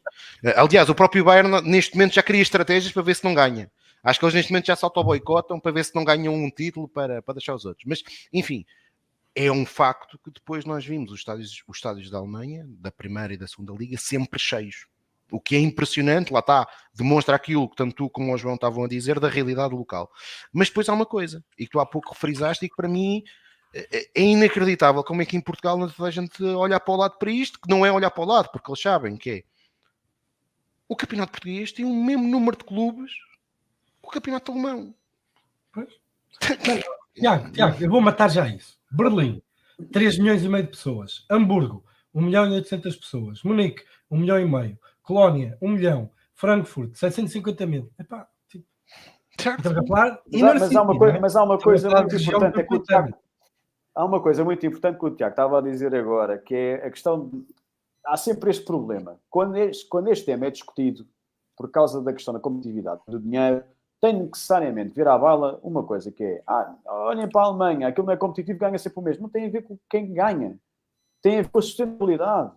Tem a ver... Os clubes na Alemanha não são ricos. Passa agora os clubes da Alemanha, não contratam os jogadores que o Bayern contrata e não pagam os salários que o Bayern... É outro problema. Isso tem... Vamos lá ver, nem todos têm capacidade de angariar patrocinadores e ter o privilégio de ter os patrocinadores que o Bayern tem, da forma como aquilo foi estruturado pelo Uli Hoeneß nos anos 70. Isto tem a ver com gestão. Isto não tem a ver com quem tem mais capacidade financeira ou não. Aliás, eu bem me lembro, o ano passado, o Bayern ganhou no último jogo do campeonato e por demérito do... Agora não me lembro se o Dortmund perde em casa. O Dortmund perde em casa. O Dortmund perde em casa o último jogo. Exatamente. Portanto, não, aliás, é por demérito do próprio clube, podia ter ganho se tivesse vencido o jogo. O campeonato é competitivo em si. Claro. A questão é que há uma dada altura do campeonato em que efetivamente os jogadores do Bayern são melhores. Olha, por exemplo, este ano se nota isso. O Bayern não tem este ano uma equipa que eu acho equilibrada.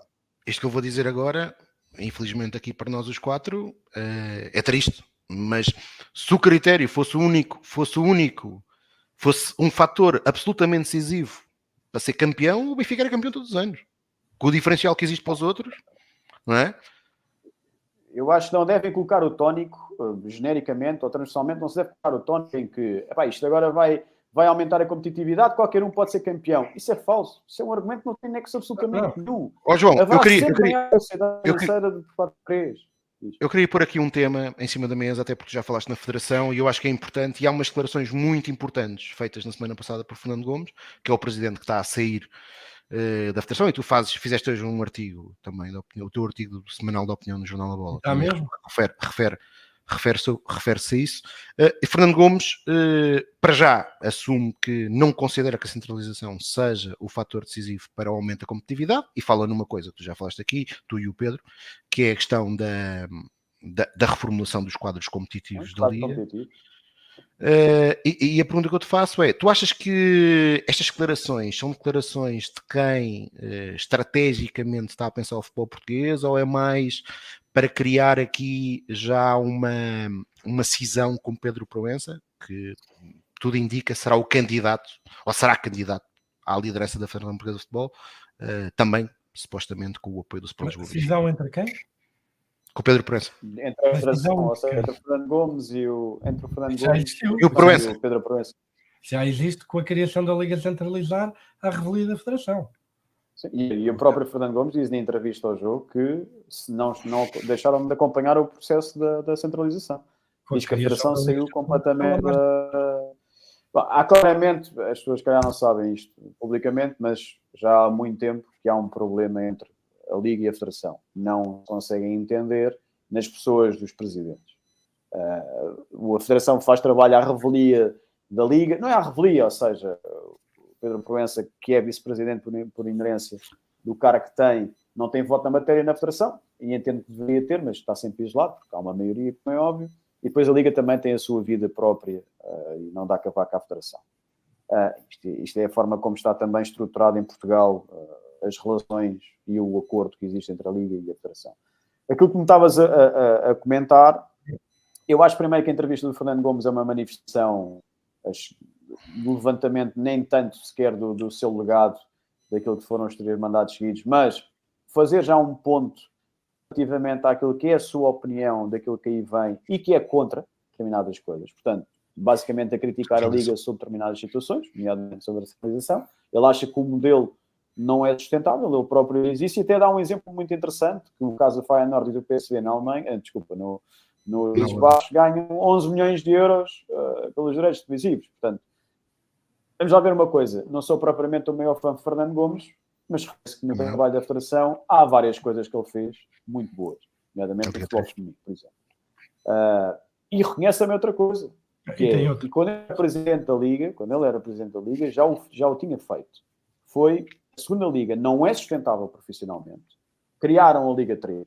Criaram a Liga Revelação. O objetivo da segunda Liga, quando ele esteve, e vocês se lembrarem, foi que as equipas B voltaram com ele no presidente da presidência da Liga. E o objetivo era fomentar. Pronto, e há aqui um objetivo puramente comercial, mas isto é inevitável. Que é, Portugal tem que dizer os jogadores e mais tarde tem que os vender. E isto é uma forma de sustentar os clubes. Agora, podem dizer assim, nem todos têm capacidade para formar jogadores e vender depois, mais tarde, os jogadores para ter acesso a esse dinheiro. Lá está. Daí voltar ao tema que nós estamos aqui a falar. A centralização, se vocês olharem, por exemplo, para o caso de Espanha, parte do investimento que é feito na centralização, através da centralização, é para a formação dos jovens de talento.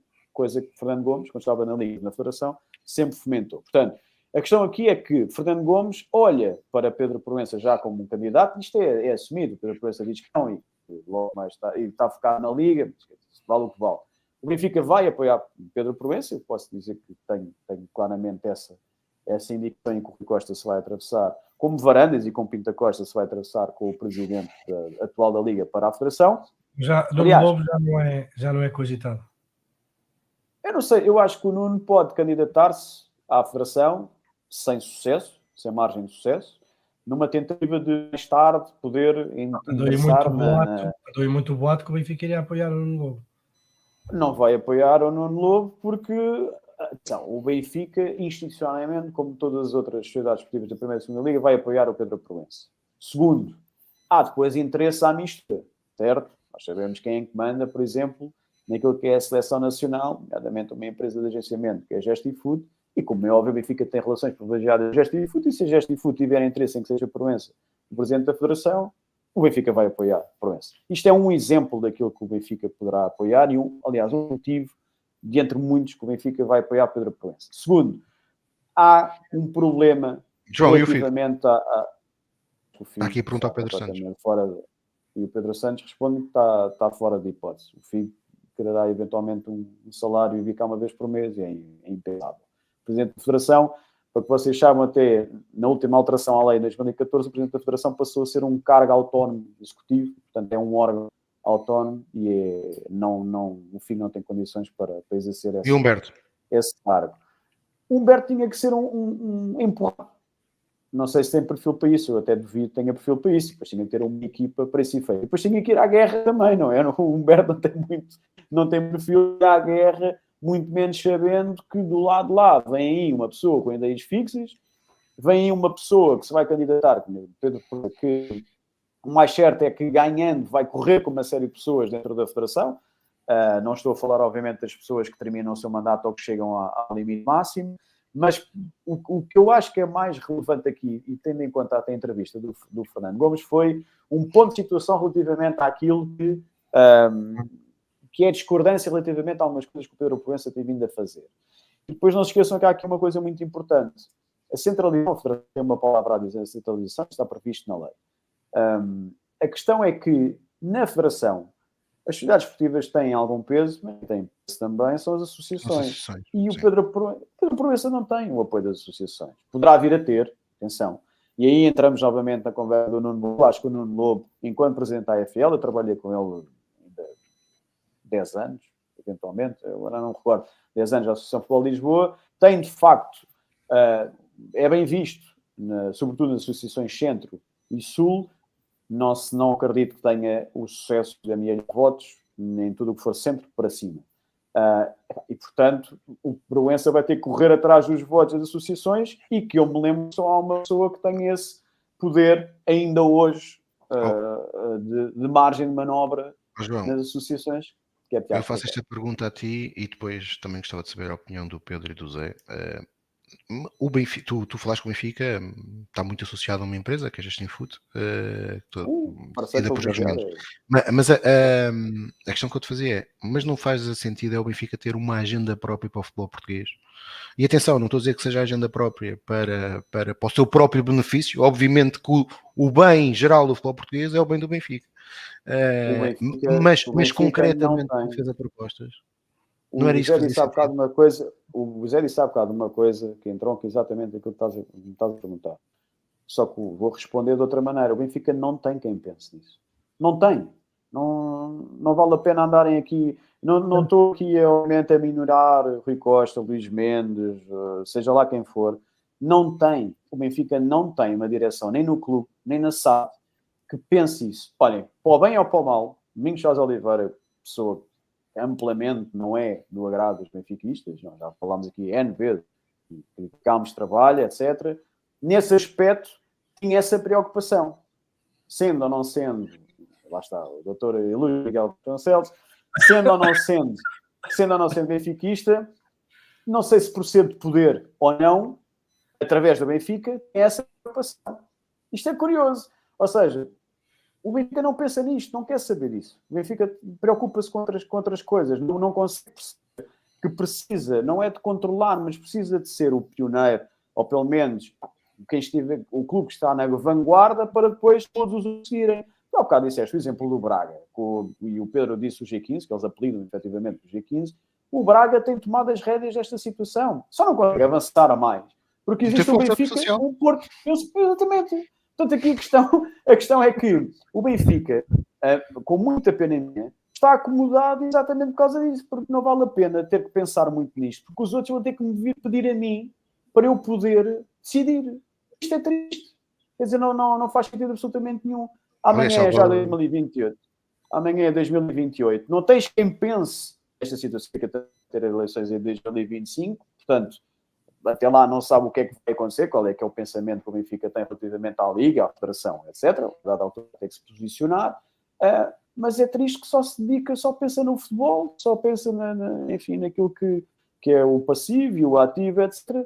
E não pensa em fontes de receita, não pensa em financiamentos, não pensa em nada disto. Pronto, não tens matéria pensante eliminada dentro daquilo que é o Benfica. E isso é preocupante porque eu já começo a ver no Sporting manifestações institucionais relativamente a isso. No Porto não, porque eu vejo que o Porto está completamente a arder, isto também é óbvio, não é? Portanto, tem mais com que se preocupar, mas vejo o Sporting, efetivamente, a preocupar-se com isto e movimentar-se. Não acredito que o Sporting tenha margem de manobra para conseguir ultrapassar o Benfica nos próximos 100 anos. Tinha uma catástrofe que acontecesse no Benfica.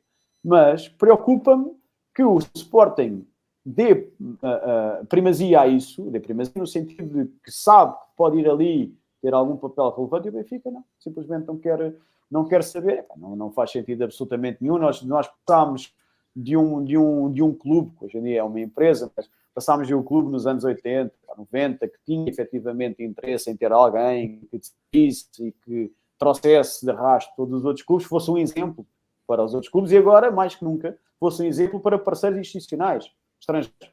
A Quadrantes, por exemplo, é um fundo português. Eu tenho curiosidade para saber qual é que seria, dentro da estrutura da Quadrantes, seria a própria gestora portuguesa ou uma outra entidade estrangeira a fazer esta parceria, esta captação de investimento.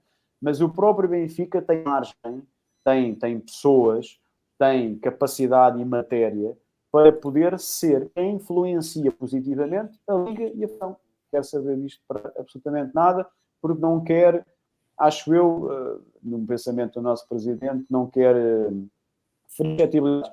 Eu penso exatamente ao contrário. Eu acho que é uma vergonha apoiar o Pedro Proença para a Federação, ou seja lá pouco for, nem que seja na Liga. É uma vergonha. Acho que, efetivamente, nem sequer há sustentabilidade, não há uma razão, um motivo para que o Benfica pudesse fazê-lo, já me lembrando da forma como o Vieira o apoiou na entrada da Liga, e já me lembrando também da forma como o Pedro Proença entrou para a Liga em detrimento do Luís Duque, para bem ou para mal, não interessa se o homem era bom ou se era mau, aquilo que foi feito é uma vergonha. É assim que funciona o futebol português. E nós agora estamos à beira de ver assistir a mesma coisa para a Federação. Quer dizer, isto não tem cabimento nenhum. O Benfica não tem ou não quer saber, ou despe-se da responsabilidade, e tem responsabilidade, em querer, pelo menos, manter alguma estabilidade desportiva. E depois é, obviamente, acusado na comunicação social pelos bragas desta vida, em como, enfim, vivemos a nossa vida e não queremos saber dos outros. Ainda temos que levar com isto. Quer dizer, depois também não temos ninguém que responda aos salvadores da vida, que é outra coisa, mas isso é outra conversa. João, eu creio que nós vamos fazer daqui umas semanas um programa sobre a Federação e que vai ser, creio que vai ser interessante. Zé, Pedro. O Pedro era um candidato à Federação, pá. Não, o Pedro, temos que fazer aqui o disclaimer. Calma. E para toda a malta... Uma eleição de cada vez. Para toda a malta do Distrito de Coimbra, o Pedro faz sentido e que se revê nas ideias liberais. O Pedro vai ser candidato como independente e como número 1 cabeça de lista pelo Distrito de Coimbra, pela Iniciativa Liberal. Portanto, malta de Coimbra, já sabem, se vocês se identificarem com a Iniciativa Liberal, já sabem que o deputado é um tipo competente chamado Dr. Pedro Brinco.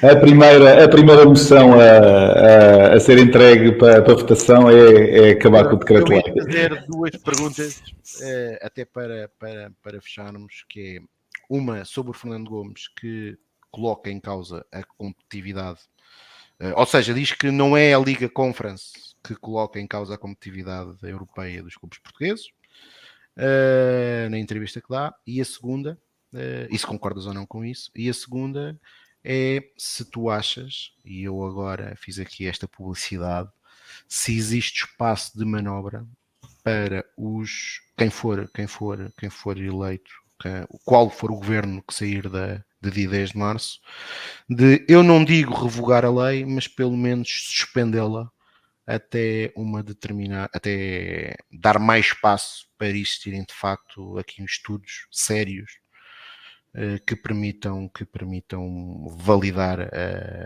a centralização dos direitos televisivos e se calhar fazer medidas antes que são fundamentais, como a reformulação dos quadros competitivos. Se achas que existe este espaço? A pergunta é para ti. As duas são para ti. Sim, já me esqueci da primeira. Mas... Competitividade do Campeonato Português face ao holandês por causa da Conference League. Coimbra já está perdido. Vamos lá ver. Aliás, a pessoa mais qualificada para fazer esta análise és tu. Porque já me enviaste por mensagens todos os cálculos que mostram, exatamente, que esta questão da Conference League, e aí estás de acordo com o Fernando Gomes, não se põe propriamente nos melhores termos, não é? Ainda a segunda parte da questão, que tinha a ver com... Agora esqueci-me da segunda e lembrei-me da primeira. A segunda parte era se tu achas que, independentemente de quem for a solução, de qual for a solução governativa que saia no dia 10 de março, se na tua opinião, existe espaço, e eu não estou a dizer da iniciativa liberal, como é evidente, ou seja, não estou aqui porque sei que não é essa, não é esse o teu papel, mas se tu achas que existe espaço de facto para suspender, pelo menos, ou seja, já nem estou a falar em revogar a lei, mas pelo menos suspendê-la para uma outra altura que permita fazer aquilo que, por exemplo, o Fernando Gomes defende, que é uma análise ao quadro competitivo português, profissional, e uma reformulação prévia, e posteriormente voltar-se a este tema. Então, 2 coisas acerca disso. Primeiro, eu acho que o assunto de futebol aqui é um grande fator de perigo político. Acho que qualquer governo que pegue neste dossiê tem tudo a perder e nada a ganhar em meter-se nisto. Como tal, a única coisa que algum governo irá fazer é aquilo que o setor lhe pedir. Eu não estou a ver o governo ir contra a Federação, ir contra a Liga, e em qualquer situação destas. Quer dizer, se não existe, era um perigo político demasiado grande, um risco político demasiado grande para correr. Se o governo fará aquilo que os clubes e a Federação assim. Mas aqui tens o presidente da Federação, não é? Tens o presidente da Federação. Eu sei, mas não tens o presidente. Vamos ver. Mas agora vou-te pôr a coisa no outro caso. E se tiveres a maior parte ao clube, ou aos clubes com mais adeptos a protestarem, achas que... Não, acho que sim. Acho que sim, a Federação e a Liga. Vamos lá ver. Se o setor, se houver uma vontade representativa do setor de adiar a lei, o governo adiar no dia a seguir. O governo, se pudesse nem sequer estar metido nisto, pagava para não estar metido nisto. Aliás, o governo agora por acaso caiu, senão as legislativas iam cair mais ou menos se o governo tivesse ido abaixo, mais ou menos na altura e estás a ver o perigo político, ia ser uma arma, ia ser uma bomba nas mãos deste governo. Agora, o que é que a Liga devia pedir? Vamos lá ver. Na minha opinião, onde existe aqui um political gridlock, se quisermos assim, é o quê? Todos nós concordamos que Portugal não tem sustentação, não tem base sociológica para sustentar 18 clubes numa primeira liga. Não é? Se querem que haja mesmo competitividade no campeonato português, tu não podes meter clubes que já não digo a dimensão do Benfica, mas pronto, clubes com a dimensão do Sporting, a concorrer com o Estoril, ou com o Guimarães, ou coisas assim, não é? Quer dizer, em que todos são pequeninos e há depois um clube com uma dimensão um pouco maior, não é? Tem passado que o Braga assume isso indiretamente. Arranja uma forma saudável de tentar dar a volta porreira para dizer para acabar com 18 clubes, mas arranja lá uns playoffs uma dada altura. Mas o problema é que tu politicamente como é que tu consegues fazer isto? É que são 18 clubes na Primeira Liga com 2 votos. Tens 18 como é que eu fazia isso? Com um voto. Mas eu explico como é que se fazia isso. Era há 15 anos atrás, quando não permitias que o Gil Vicente e o Boa Vista entrassem a Primeira Liga diretamente porque não podiam recorrer a tribunais comuns. É uma vergonha. Nós andamos num país em que foram sancionados. Eu vou dizer uma opinião jurídica muito válida, que eu até tentei vender a determinados clubes. Façam o seguinte, façam como o Boa Vista e como o Gil Vicente, que desportivamente perderam. Não sei se vocês estão lembrados do caso Mateus, e depois da situação do Boa Vista. O Gil Vicente foi do caso Mateus, pronto, caso do contrato de trabalho, o homem era lá varredor, mas afinal jogava a bola também, lá de vez em quando no Gil Vicente. E o Boa Vista foi o caso que toda a gente sabe, não é? Portanto, a questão é que aconteceram duas coisas gravíssimas e que o sistema governativo português, de mão dada com o futebol, por assim dizer, permitiram. Duas coisas gravíssimas. Primeiro, permitiram que fosse possível a dois clubes que prevaricaram e que foram, obviamente, desceram de divisão por causa do problema que causaram, da irregularidade que cometeram, que fossem diretamente para a Primeira Liga novamente, passado não sei quanto tempo. Segundo, a Federação ainda os indenizou. Que isto é uma coisa que isto não tem cabimento absolutamente nenhum. Como é que é possível? Foi a própria Federação que isto promove, porque cometeram irregularidades, mas depois, atenção, estamos a falar de valores que ninguém tem conhecimento. Segundo o Fiusa, ex-presidente do Gil Vicente, há uns anos, avançou, andava ali a pedir 10, 12 milhões à Federação, se calhar até pagar, não faço a mínima ideia. Deduzo que o Boa Vista tenha sido a mesma coisa. Nós vivemos num sistema que é aquilo que o Pedro está a dizer. Andamos ao sabor do vento. A malta faz aqui um decreto-lei que obriga a centralização até 2028. Mas se daqui a uns anos, se calhar a gente prorroga. Não quer sério. Eu não estou a dizer se é bom, se é mau, não é. Não é sério. Não é, sei lá, não é sustentável. Tu não consegues ter uma ideia e uma visão se estás constantemente a alterar as coisas. E de antemão também não fizeste as coisas decentemente. A primeira coisa que a centralização, a ideia da centralização, porque nasce do problema da autoridade da concorrência não poder manter aquela decalagem que eu falei há bocado entre os três para os outros, devia ter sido uma coisa mais, sei lá, mais criteriosa. Vamos ajudar quem precisa mais de dinheiro. Ok, então vamos arranjar aqui uma solução ao problema deles. Depois logo vamos aos outros. Por exemplo, porque há margem para isso. Portanto, a questão aqui é que nós andamos sempre ao sabor daquilo que decidem na Liga e depois da Federação. E para terminar, eu dizia, que é uma coisa que eu defendo há muito tempo, que é a Liga não pode ter o poder que tem. A Federação tem poder, e agora temos um problema que veio o Proense, pode se ver, se é ele o presidente, mas a Liga não pode continuar a ter o poder independente que tem. Isto acontece em outros países. Há ligas, é verdade, mas não são geridas como são geridas em Portugal, com a autonomia que a Liga Portuguesa tem. Atenção, ligas lá fora em que são meramente gestoras do produto, ok? Não tem arbitragem, não tem a disciplina, etc. Não funciona como funciona em Portugal. Porque a Liga cá em Portugal tem uma autonomia brutal. Eu, por mim, acabava com a Liga como é e passava só a gerir as competições. Ponto. A segunda Liga, ou só a Primeira Liga.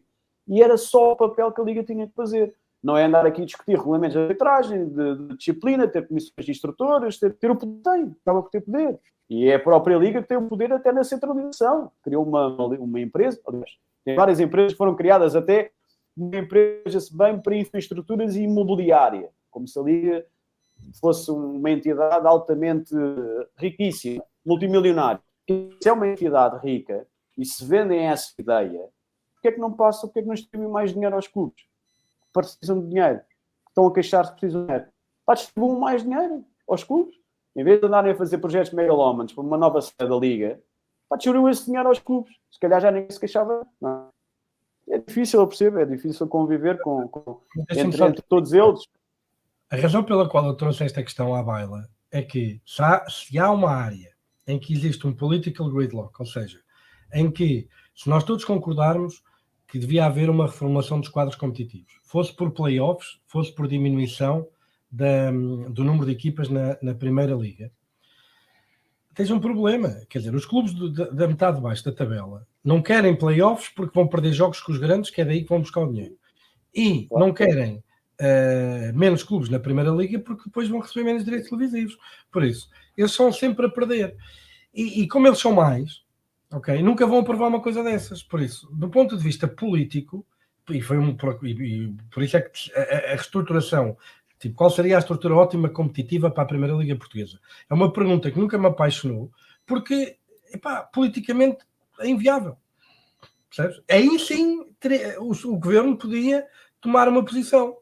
Sim, é inviável. Pedro, eu concordo contigo, obviamente que é inviável, mas é curioso que a última vez que um clube dito não grande, não os 3 grandes, esteve perto de ganhar o campeonato, foi quando o campeonato era disputado a 16, que foi o Sporting Clube Braga, por coincidência. E isto quer se queira, quer não, aliás, é a realidade das outras competições em Portugal, obviamente sem o impacto do futebol. Não existe nenhum outro campeonato, nas 5 principais modalidades, que tenha 18 clubes. Não existe nenhum. Porquê? Porque se percebe que não é competitivo. A única diferença é essa que tu estás a dizer e que é certíssima, é que nessas modalidades não dá dinheiro a participar. E aqui dá dinheiro a participar. Aqui dá dinheiro. De uma forma naiva, e lá está, não tenho um pensamento maduro sobre isto, nem nada. Mas, para mim era 8 equipas a 4 voltas. Siga. Eu acho que era possível ter menos equipas e uma segunda volta. Zé, isto é um tema apaixonante. Eu estou certo que vamos voltar a falar sobre ele. O João Diogo tem aí o compromisso comigo assumido de voltarmos à carga nas próximas semanas para falar sobre a Federação Portuguesa de Futebol e sobre aquilo que são os próximos passos. Não posso. Tiago, tens pinta. Estou à procura de um candidato para o que é que eu estou a prometer.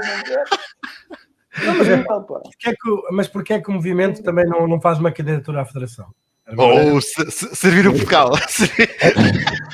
Não, mas era uma maneira de pôr. Mas sabes porque é que eu digo isto? Eu acho que era porreiro. Olha, eu tinha um bom candidato para o Presidente do Conselho de Arbitragem, que era eu.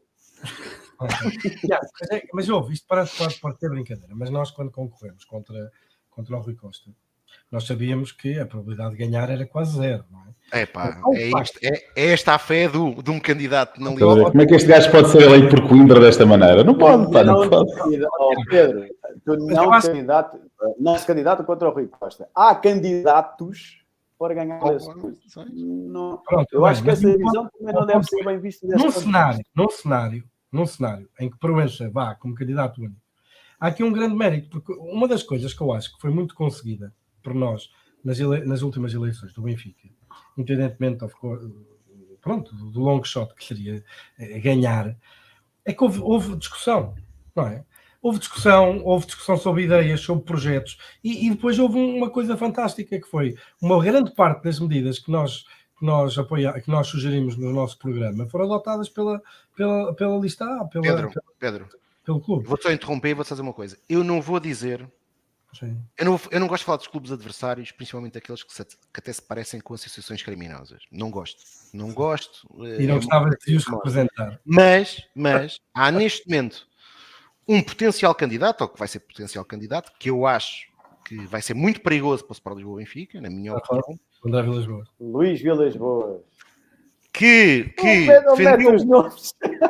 defendeu uma coisa. Pensava que era o Nuno Lobo do Porto agora. Defendeu uma coisa esta semana, que é o portal da transparência. Que é uma coisa que era, por acaso, uma proposta de servir o Benfica nas eleições de 2021. Mas pronto. Zé Rosário, para fechar, faz um pequeno resumo sobre a sessão de hoje. Eu sei que tu hoje estás com... Tenho que ir embora. Tenho que ir buscar a criança. Queria só fazer um resumo as 3 camisolas que eu tenho hoje ilustram um bocadinho o que eu acho que vai ser a centralização, ou seja, uma bandalheira que está ali. Temos à esquerda os anos maravilhosos da PT com Cabo Verde Móvel como patrocinador, com as cores à Benfica. Temos ali o sapo ADSL verdinho, como a gente gosta da Benfica, e depois a maravilhosa 2005-2006 usada contra o Rio Ave e contra o Porto, do TMN a tapar o PT. Portanto, eu acho que o resumo é isso. Ou nós temos alguém a liderar o processo, ou vai ser uma bandalheira igual a estes três patrocinadores que aqui estão à frente.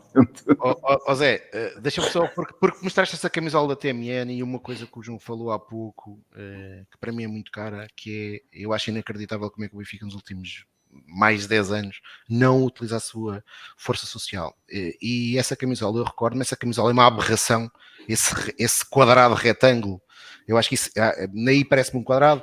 É um quadradão.